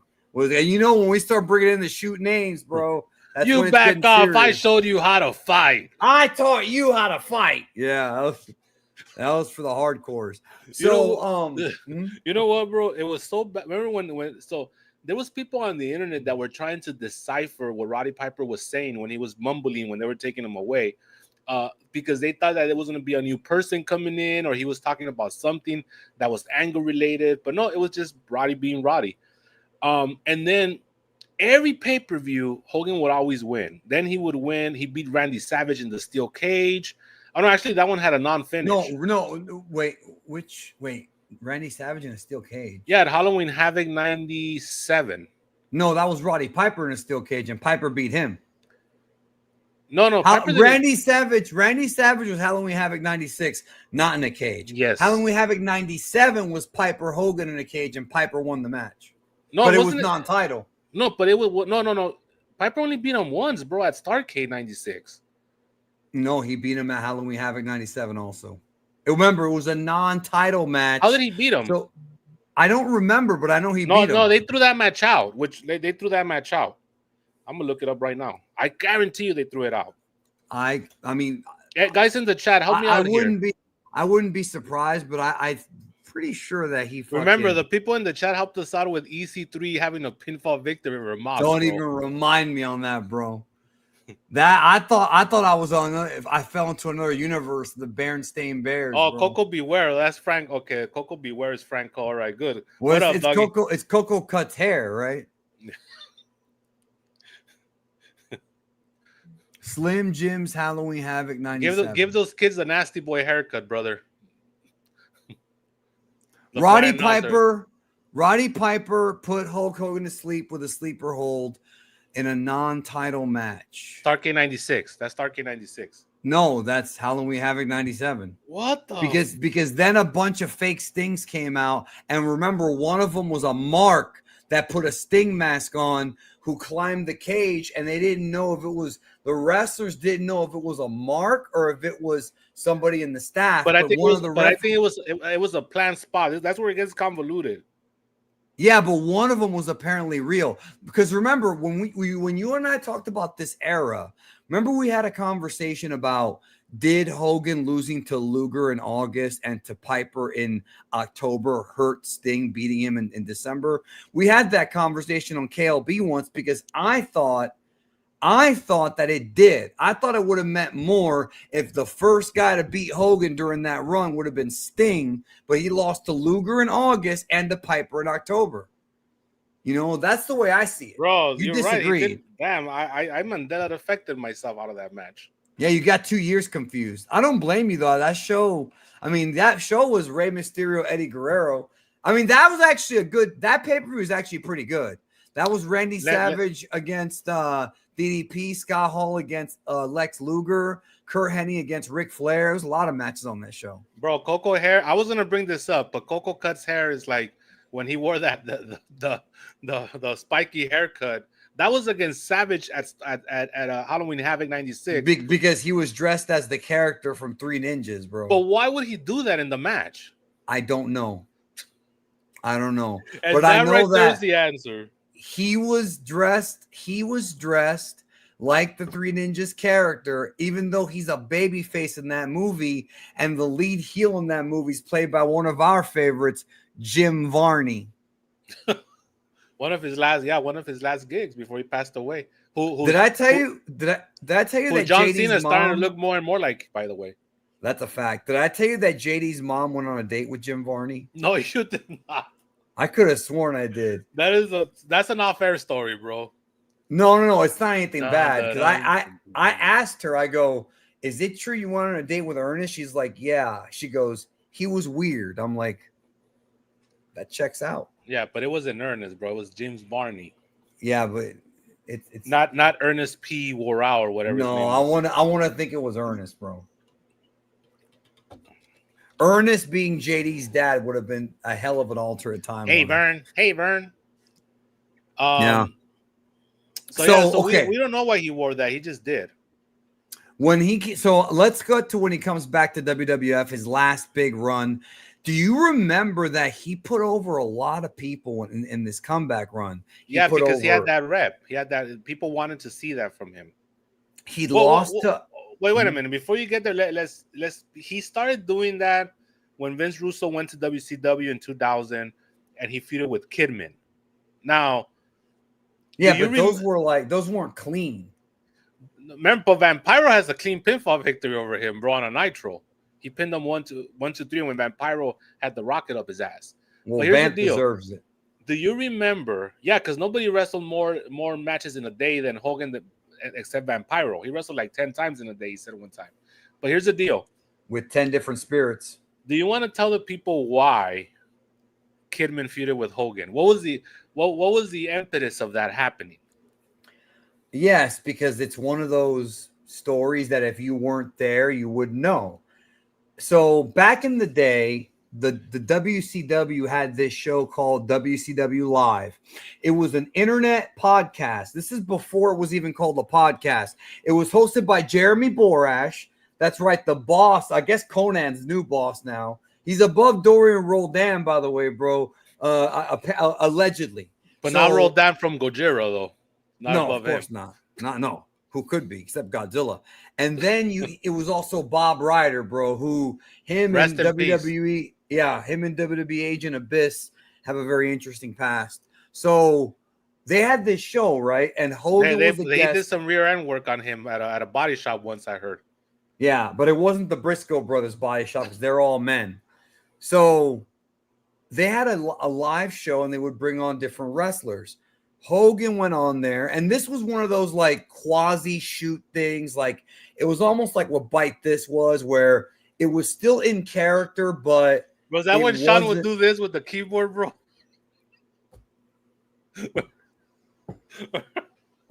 The faces he was making, bro. Well, and he had his other hand up Tammy's dress. But here's what I never understood about that skit, bro. It wasn't Shawn of today. This was a very young Shawn Michaels, and technology tends to gravitate towards the young. So there's no reason why he should have been doing that because it was part of his era. It wasn't something that passed him by. He's also from the rats and the booze era of the business, not the video games in the back era of the business. He's also from the Yo, Scott. You alive? Raise. Oh, he called him Raise. And remember, we came up with Cody's nickname from the clique, bro. Code. The Code Man. Yeah, the Code Man, which is Cody from Step by Step. Cody, how'd you do that? I don't know. Dude, I want to see that video of Cody at the bar, bro. I thought I sent it to you. When he does Kung Fu. He does Kung Fu. Accidental Kung Fu. Yeah, he's blocking all these guys' hits. He knocks one of them out. Cody, you know how to do that? Do what? It was wacky, bro. Bro, dude. And no, he's still cutting promos on the guys that are attacking. And then remember, they're getting jumped, and then Patrick Duffy shows up, and they both team up against the entire bar. The poor man Burt Reynolds, bro. They beat up the entire bar, bro. And then Anyways, Laredo, why the fuck that? no, that wasn't her. It was the other chick. Yeah, but then when you looked her up, you were like, remember when you looked her up and you were like, damn, I can see why. Yeah, but not when she's 10. No, she wasn't. No, she wasn't 10, bro. She was never 10. The other girl, The the youngest tomboy. He sister. wanted to fuck the tomboy. No. He wanted to fuck her, but the tomboy on the show started the show when she was like 12, I think. I haven't watched that show in years. So, anyways, let me get back to my point because we're With the off CGI the rails. roller coaster by the beach. It's one of them Coney Island fucking. Okay, so Hogan does jobs for Rock at WrestleMania. Yeah. He does jobs. He tapped out the Kurt Angle at King of the Ring. Kirk Angel. That Yeah, was he's a Kirk Angel. Yeah, and he tapped out clean. He lost to Brock Lesnar on that SmackDown, and didn't he? There was one other guy he lost, Undertaker at Judgment Day. So those are the 4 big losses. But he didn't lose to Paul at Backlash. No, he beat Paul, bro. He actually out-politicked the guy who married the boss's daughter. We made jokes about that for years, bro. The Cerebral Assassin.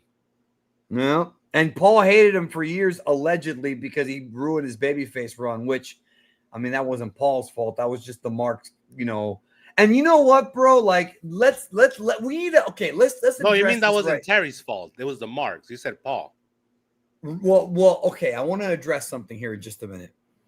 There's been some revisionist history here. So, and some of it was Hogan's fault, by the way, because he lies about this. People think that Hogan and Rock, during the match, when the crowd started cheering Hogan, that they called an audible and switched sides. That is not what happened. Especially at WrestleMania. There were already reports that Hogan was going to turn babyface. They already had the finish booked out where he was going to get jumped by Scott Hall and Kevin Nash.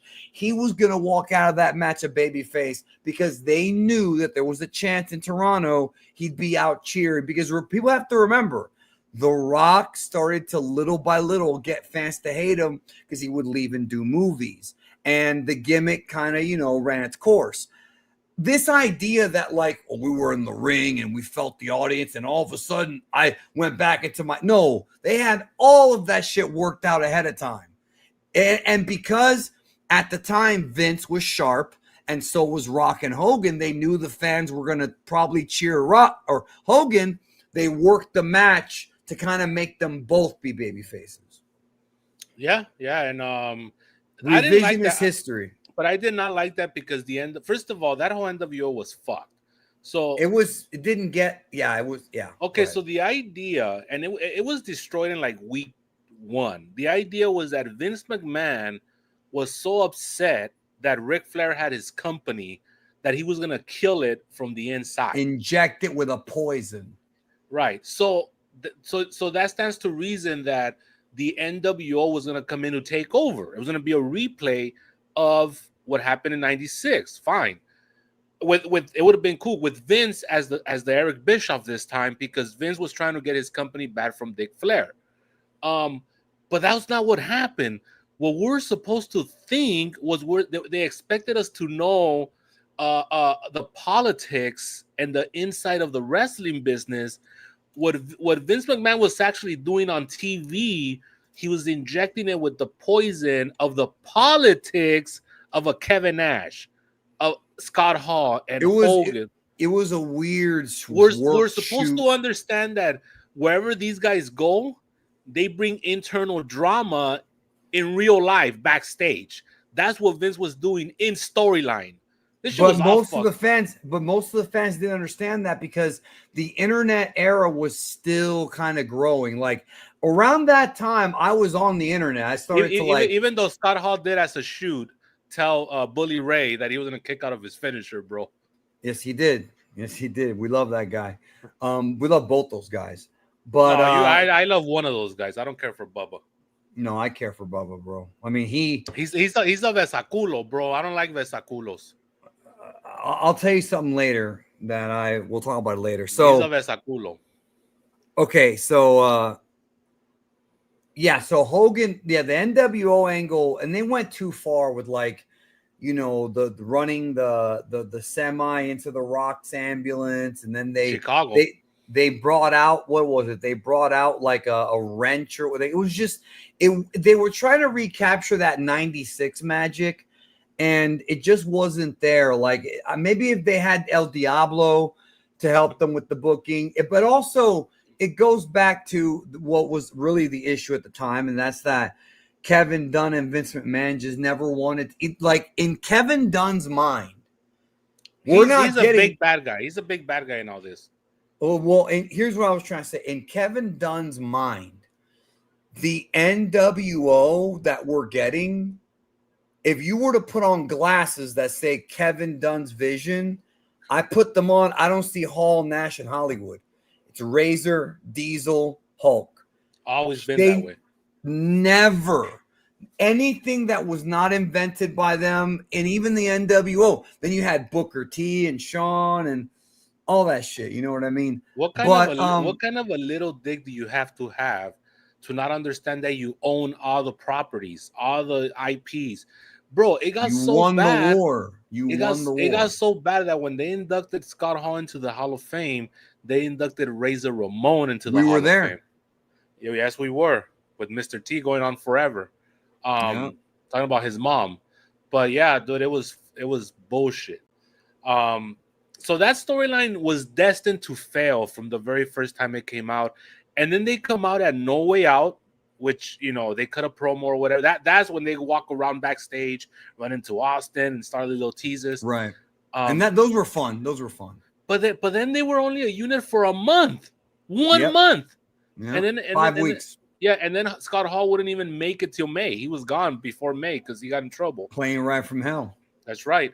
And then Hogan was a quad. Hogan was a babyface, and then he started to put people over, and then he teamed up with Edge, and all that happened. And then he left for a while, came back to build up to a Rock rematch at No Way Out 03, and of course the big Vince McMahon match. Now, history will tell us that the Austin and Vince program, the Hogan and Vince program was not a box office success because the show did not do a big buy rate. Right. And that's true, but I still enjoyed that storyline because both those guys were so over the top. It was done to, it was the reason why it failed. I'm telling you why it failed. It was so entertaining. But it was done. It was too inside, first of all. It was done for the smart marks, which you're a part of that community. That's why you liked it. But it was also, but they were great performers. Well, the real great performer came in the middle of the match. That's Junior. He did that for us, bro. He came in with a lead pipe, and he came in 8 months pregnant, if I remember. That's right. But we got one more Hogan and Piper match that May. Right, and then what happened? So there's a lot of shit that's happening here. That Hogan's already getting annoyed. First of all, in August, he agrees to put over Lesnar with this idea that Lesnar's going to put him over at the Garden, and it doesn't happen. So he goes home. That's another time he goes home because he got pissed because Lesnar didn't put him over at the Garden. They put the Big Blow over, which is dumb. And then, like you said, he comes back for the McMahon feud, and then he ends up becoming Mr. America to continue to feud with McMahon, and Zach Gowen comes in. But then what happened is that Hogan gets his WrestleMania payoff in the middle of 03. He's not happy. He's not happy with those zeros, and he's like, I got to dip again. So they blow off the Mr. America angle with them just going on TV and say, we found out it was Hogan. And they have this weird camera angle from a house show where Hogan's doing the thing to Piper, the 1, 2. It wasn't a house show. It was a post-show recording because he did the thing and then he's like, yes, and that's what they used to get out of that angle. Yep, and that I kept the cameras rolling, Hulk Hogan, and that killed Sean O'Hare's career because Sean O'Hare was the Bob Orton to Roddy Piper, and once they killed Hogan, he just didn't have a position anymore. And he was gone until 05, and then we have the Michaels feud, the Hall of Fame. The few appearances on Raw here and there teaming up with Cena. Then we have the Michaels feud, which A lot of people love that Shawn Michaels match, bro. I mean, it is wacky. It is a good match too. Austin Kink was asking about Piper. No, what happened with Piper is that he went on that HBO interview and he got very dark talking about True Sports or something like that. Yeah, people dying, he brought up drugs, and they fired him because he at that time they were not happy with him talking about stuff like that. And do you remember what happened after that? He shows up in TNA and asks Vince Russo with an open mic, "Are you the guy who killed my little brother Owen?" Talking about Owen Hart on the show. But he did that for himself, bro. He's very selfish. Like he did that to make Russo. No, I know, but I'm just letting you. I don't know if you remember that. Yeah, I was dialed into TNA during that time. From 04 to like 06, I was dialed in. Then I tagged you in, and you were dialed in from 06 to 2010. It was like 2011, 2012. But yeah, but that's kind of the 05 run with Michaels, and then the 06 like summer run with Randy. What was the one where Larry Sweeney plays the Nasty Nick? Is that 05? Remember that where Larry Sweeney plays Hogan's kid, and then no, that's Hogan and Orton, because Orton gives Larry Sweeney the RKO. No, he was it. Yeah.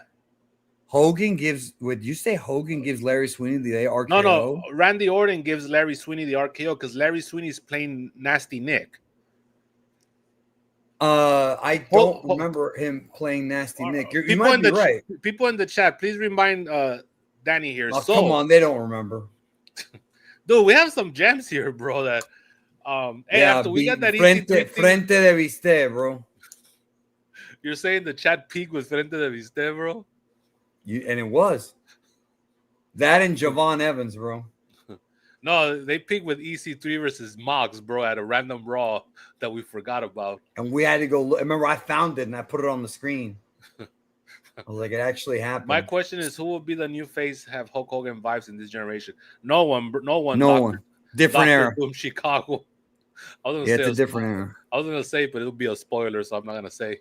The closest to Hulk Hogan was probably John Cena, as far as like the 80s muscular guy for the kids. Cena is like the closest we've had to a Hogan type of character during his run. But you know what? As far as vibes, you know what? No, I take it back, Dr. Doom Chicago. Cody does fit that mold a little bit. If you work with it a little bit, until SummerSlam when he turns. Well, but that's been the rumor for months. And remember, bro, Uncle Dave broke that story and nobody believed him. He broke that story way back. He broke the original story, for WrestleMania. Yeah, that's what you're talking about. But this is what's gonna piss me off, bro. We're sidetracking, but we'll come back to the main role. Yeah, we need to come back. Yeah. Okay, we're almost done. Yeah, but this is what pissed me off. Okay. Is gonna because I feel like Cody's not ready for this heel turn, but if he does, it's gonna piss me off because at the end of the day, Dwayne still got his way, bro. I know. Dwayne has been. I said that in my video. Dwayne has been wanting this guy to go heel since before Mania, and if he turns, Dwayne still got his way. Because let me tell you this: I've been watching wrestling for 40 years, or close to it. Cody's not ready to. Cody should be a heel one day. Don't get me wrong, in the future, but he is not. There's still a lot of white meat babyface juice in Cody Rhodes. It's too early, and who's gonna take his spot? CM Punk, Cookie Monster Punk? That's my guess. 47-year-old Cookie Monster Punk. Okay. Well, Cody's 40 as well, so. I wanted to real quick address this super chat from earlier from Bone Crusher. He says, "R.I.P. Hulk. What are some of your guys' favorite wrestlers of the 80s, and are they still living?" Well, most of them have passed away, but who would you say is maybe your top, 5 wrestlers from the 80s? Okay. In no order, just guys that come to mind. Brett is number one. Brett. Well, he mostly had his big run in the 90s. No, but I told you, I was into him in the somehow with me, I got into him in 88, bro. I don't know why. Yeah, no, it's a tricky question because some of these guys started in the 70s, too. Randy Poffel he's always going to be in my top 5 of everything. Dusty, including Polka Dot Dusty, by the way. Of course, bro. Who else? Let me think here. I really liked Lex Luger, and I'm gonna tell you why. Because when my brain was being Because conditioned of to that being a awesome music. Dun, dun, dun, dun, well, dun, that's dun, part of it. But dun, remember, dun. Lex Luger, people forget this about him. He had an amazing, as a work rate, not as a character. He had an amazing 1989, bro. When he was the U.S. champion, he was when he had the feud with Ricky Steamboat and he was defending every week. He was amazing in '89. He never really reached those levels again for some reason, but he was amazing in '89. So that's four. And then I really like the Steiner brothers, but their WCW run. But that would be more '90s teams because they started in Yeah, '89. because Scotty started. Scotty was working the Indies, but I think he What started about '89. Robbie, bro? Robbie's been around, bro. Now we got his boy. He had the puppet. Remember, he had the puppet they would talk to. Um, That's right, bro, because he was one of them special needs. So, like Eugene. So, I think for me, it's and like like his nephew sometimes, the guys who I like to watch a lot in the '80s. Like I really or his like son. watching. Yeah, I really like watching anything from Flair, anything from Ricky Steamboat. I really, really like the work from Jake Roberts. Even though in the ring he was limited, I've never seen a guy with a very limited move set use those moves. Like it wasn't like Kevin Nash who has the 6 moves. He only had a few moves too, but he was able to weave them in and out of being a character. He was great, but I'm not going to put him in my top 5. I'm going to say Ted DiBiase because he was great as a babyface in Mid-South and in Georgia and as a heel as the $1 Million Man. And I really liked watching Tully Blanchard and Arn Anderson, bro. I love that team.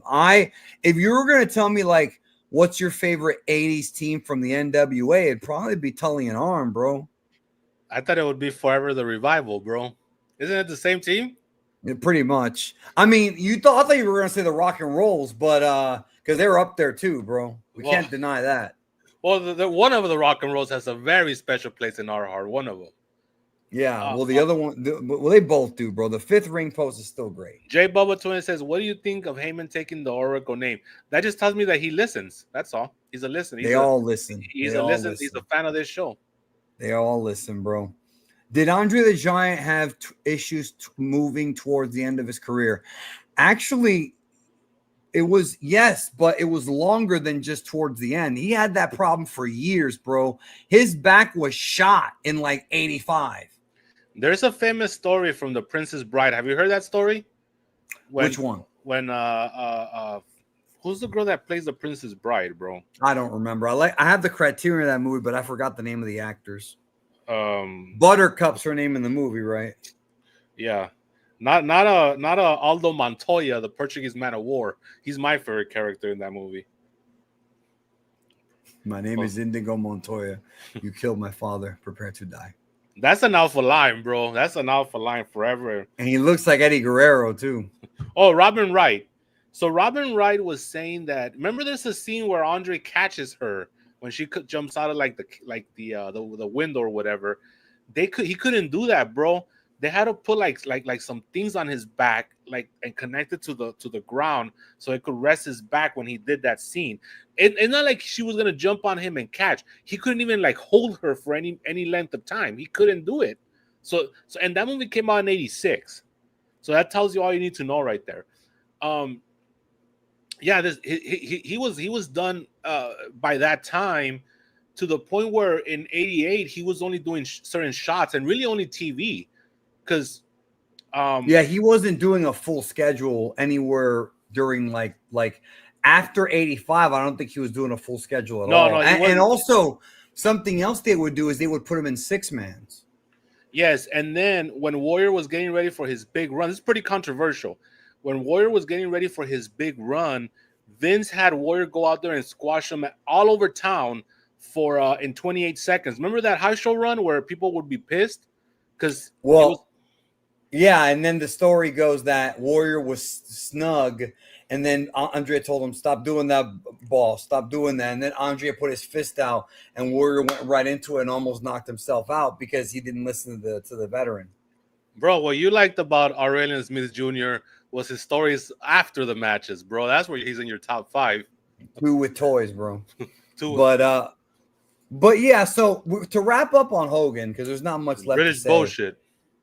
He had the TNA run, which was it was not the right move at the time. He had that last match with Sting at Bound for Glory 2011, and he's a guy who had, like, Andre had a bad back.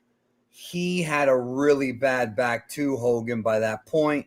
So he pretty much retired there. There had been teases of Hogan and Austin and Hogan doing a comeback for years, but it never really happened. And he became kind of like a guy who would appear once in a while, like you said. WrestleMania 37, he came out during the Raw earlier this year. What more can be said? I mean, his career had to end, so it ended. Yeah, but he had more than 10 surgeries. Sorry, but it didn't end with pyro and ballyhoo like a lot of these guys get, unfortunately. No, and here's the thing. I made a video about how ungrateful Goldberg was because Goldberg.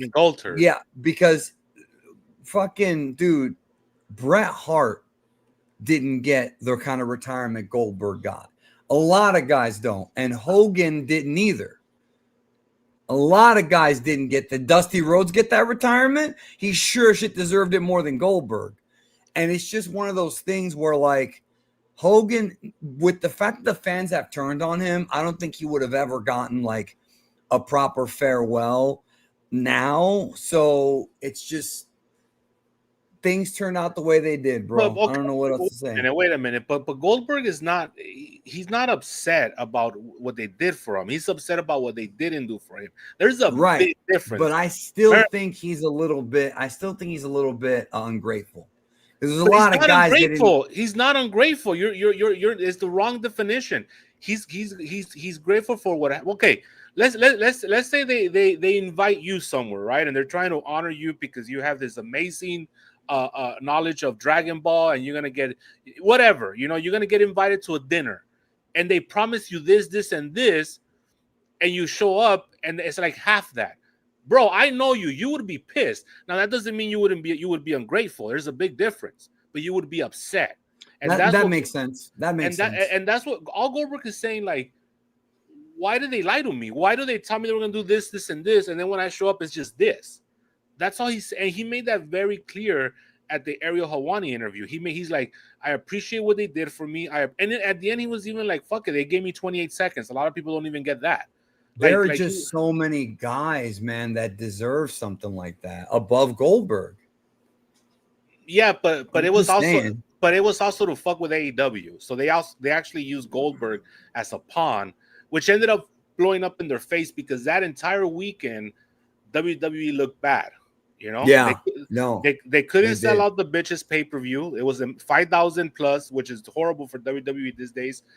The Goldberg retirement show got one of the lowest ratings ever for SNME, and that's because TK decided to push back and give us a fucking 25-hour show instead of a fucking 4-hour show, which I was there live, by the way. I was tired at the end.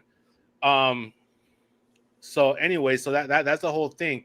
As far as Hogan, I mean, it's the tale of a lot of celebrities. At the end of their career, they do something that they're just never forgiven for, and they pass away and never really get their due. They never really get their flowers, right? And that's what happened with him.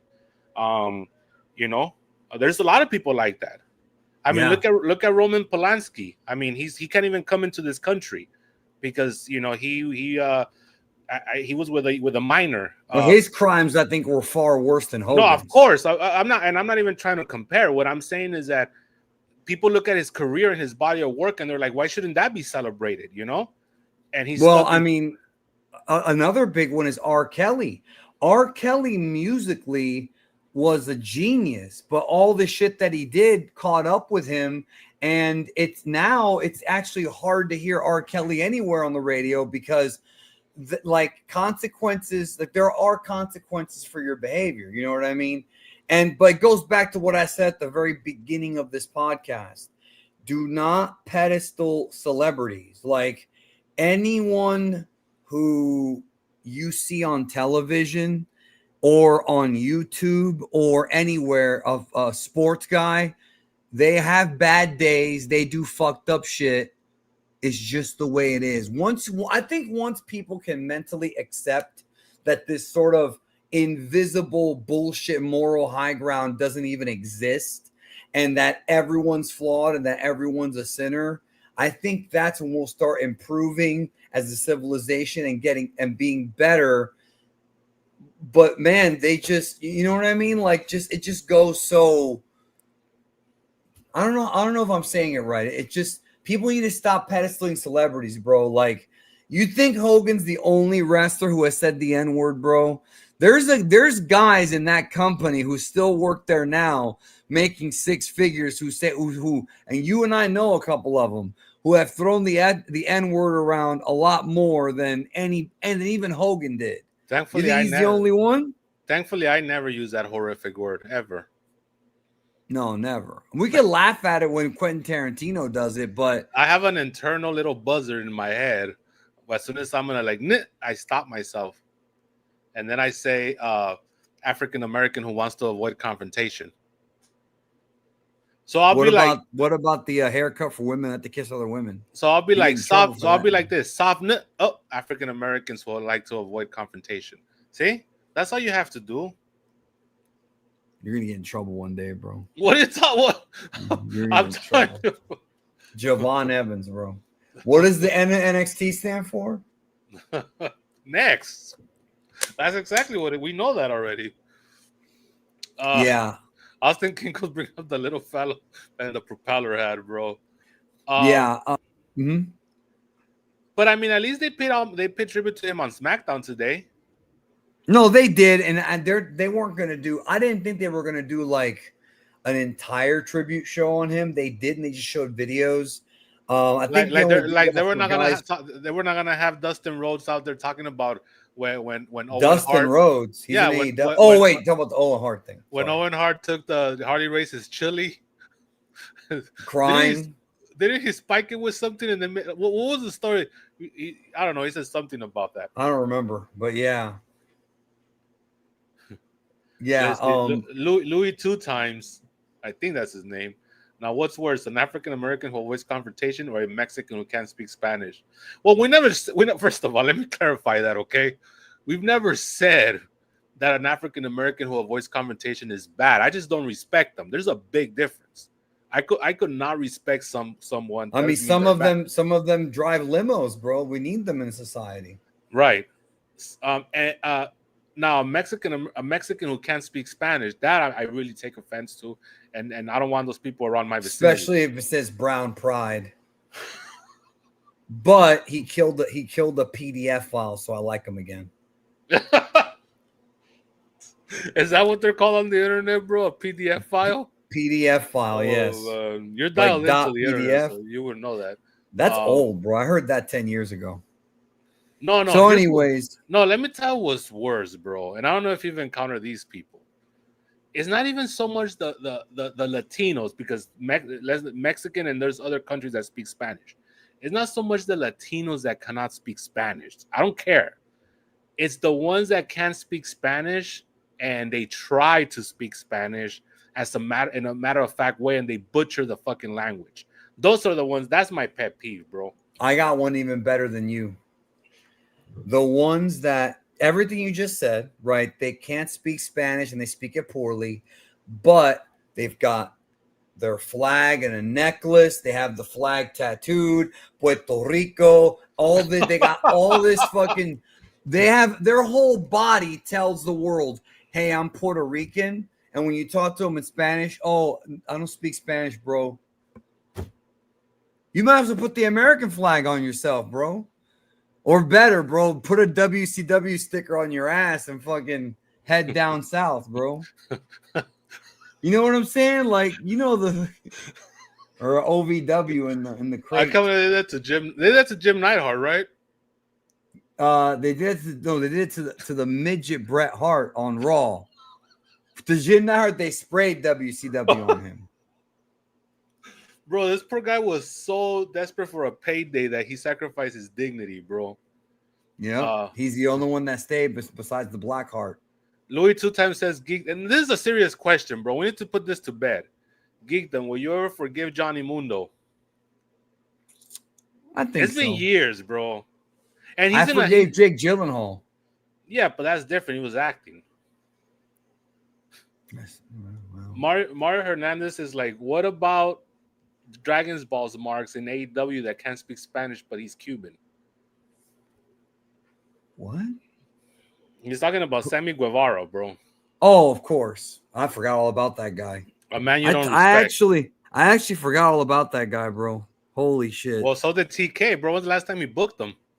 All in, and only because Adam Cole got hurt, bro. Alleged concussion. He snapped. He woke up with a bad sprained neck, and he gives up, bro. Kurt Hennig wrestled for a year with a bad back, bro. Broken back. He wrestled for a year, and this Adam Cole's over there crying on TV and shit. Didn't Take wrestle with needing hip surgery for like 9 years, or he just he kept putting Take, bro. Didn't he keep putting it off, bro? Yes. Like he kept putting it off.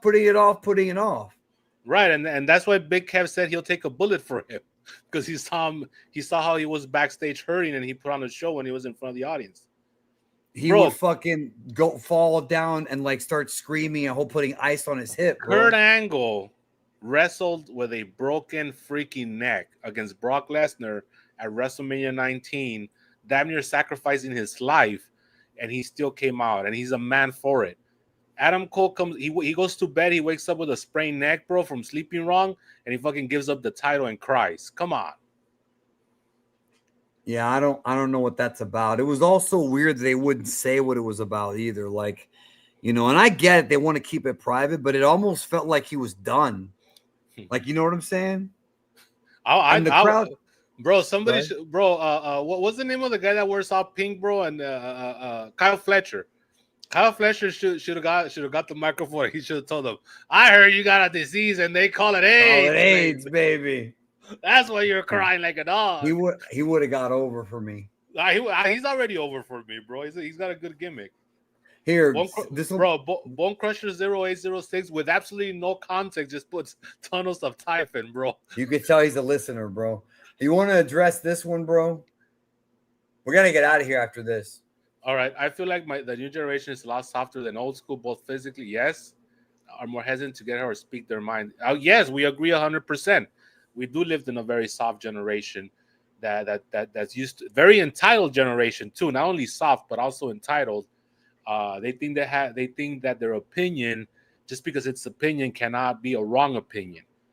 An opinion doesn't make you right. It just means you have an opinion. You could be wrong in that opinion. You could, just because you are a character does not mean you have character. Those are all alphas, by the way. Yeah. So, which I've talked about this many times, bro. And it's why, yes, everything you said. And I've said this before.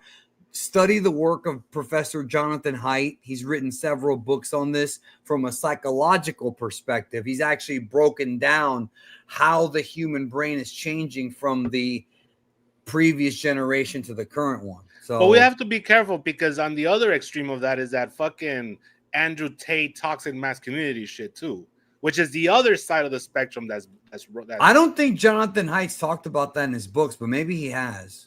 I feel like there should be something in there about that, right? Well, it should. I don't know. Read, But no, anyways, he's good. All right, what about this one?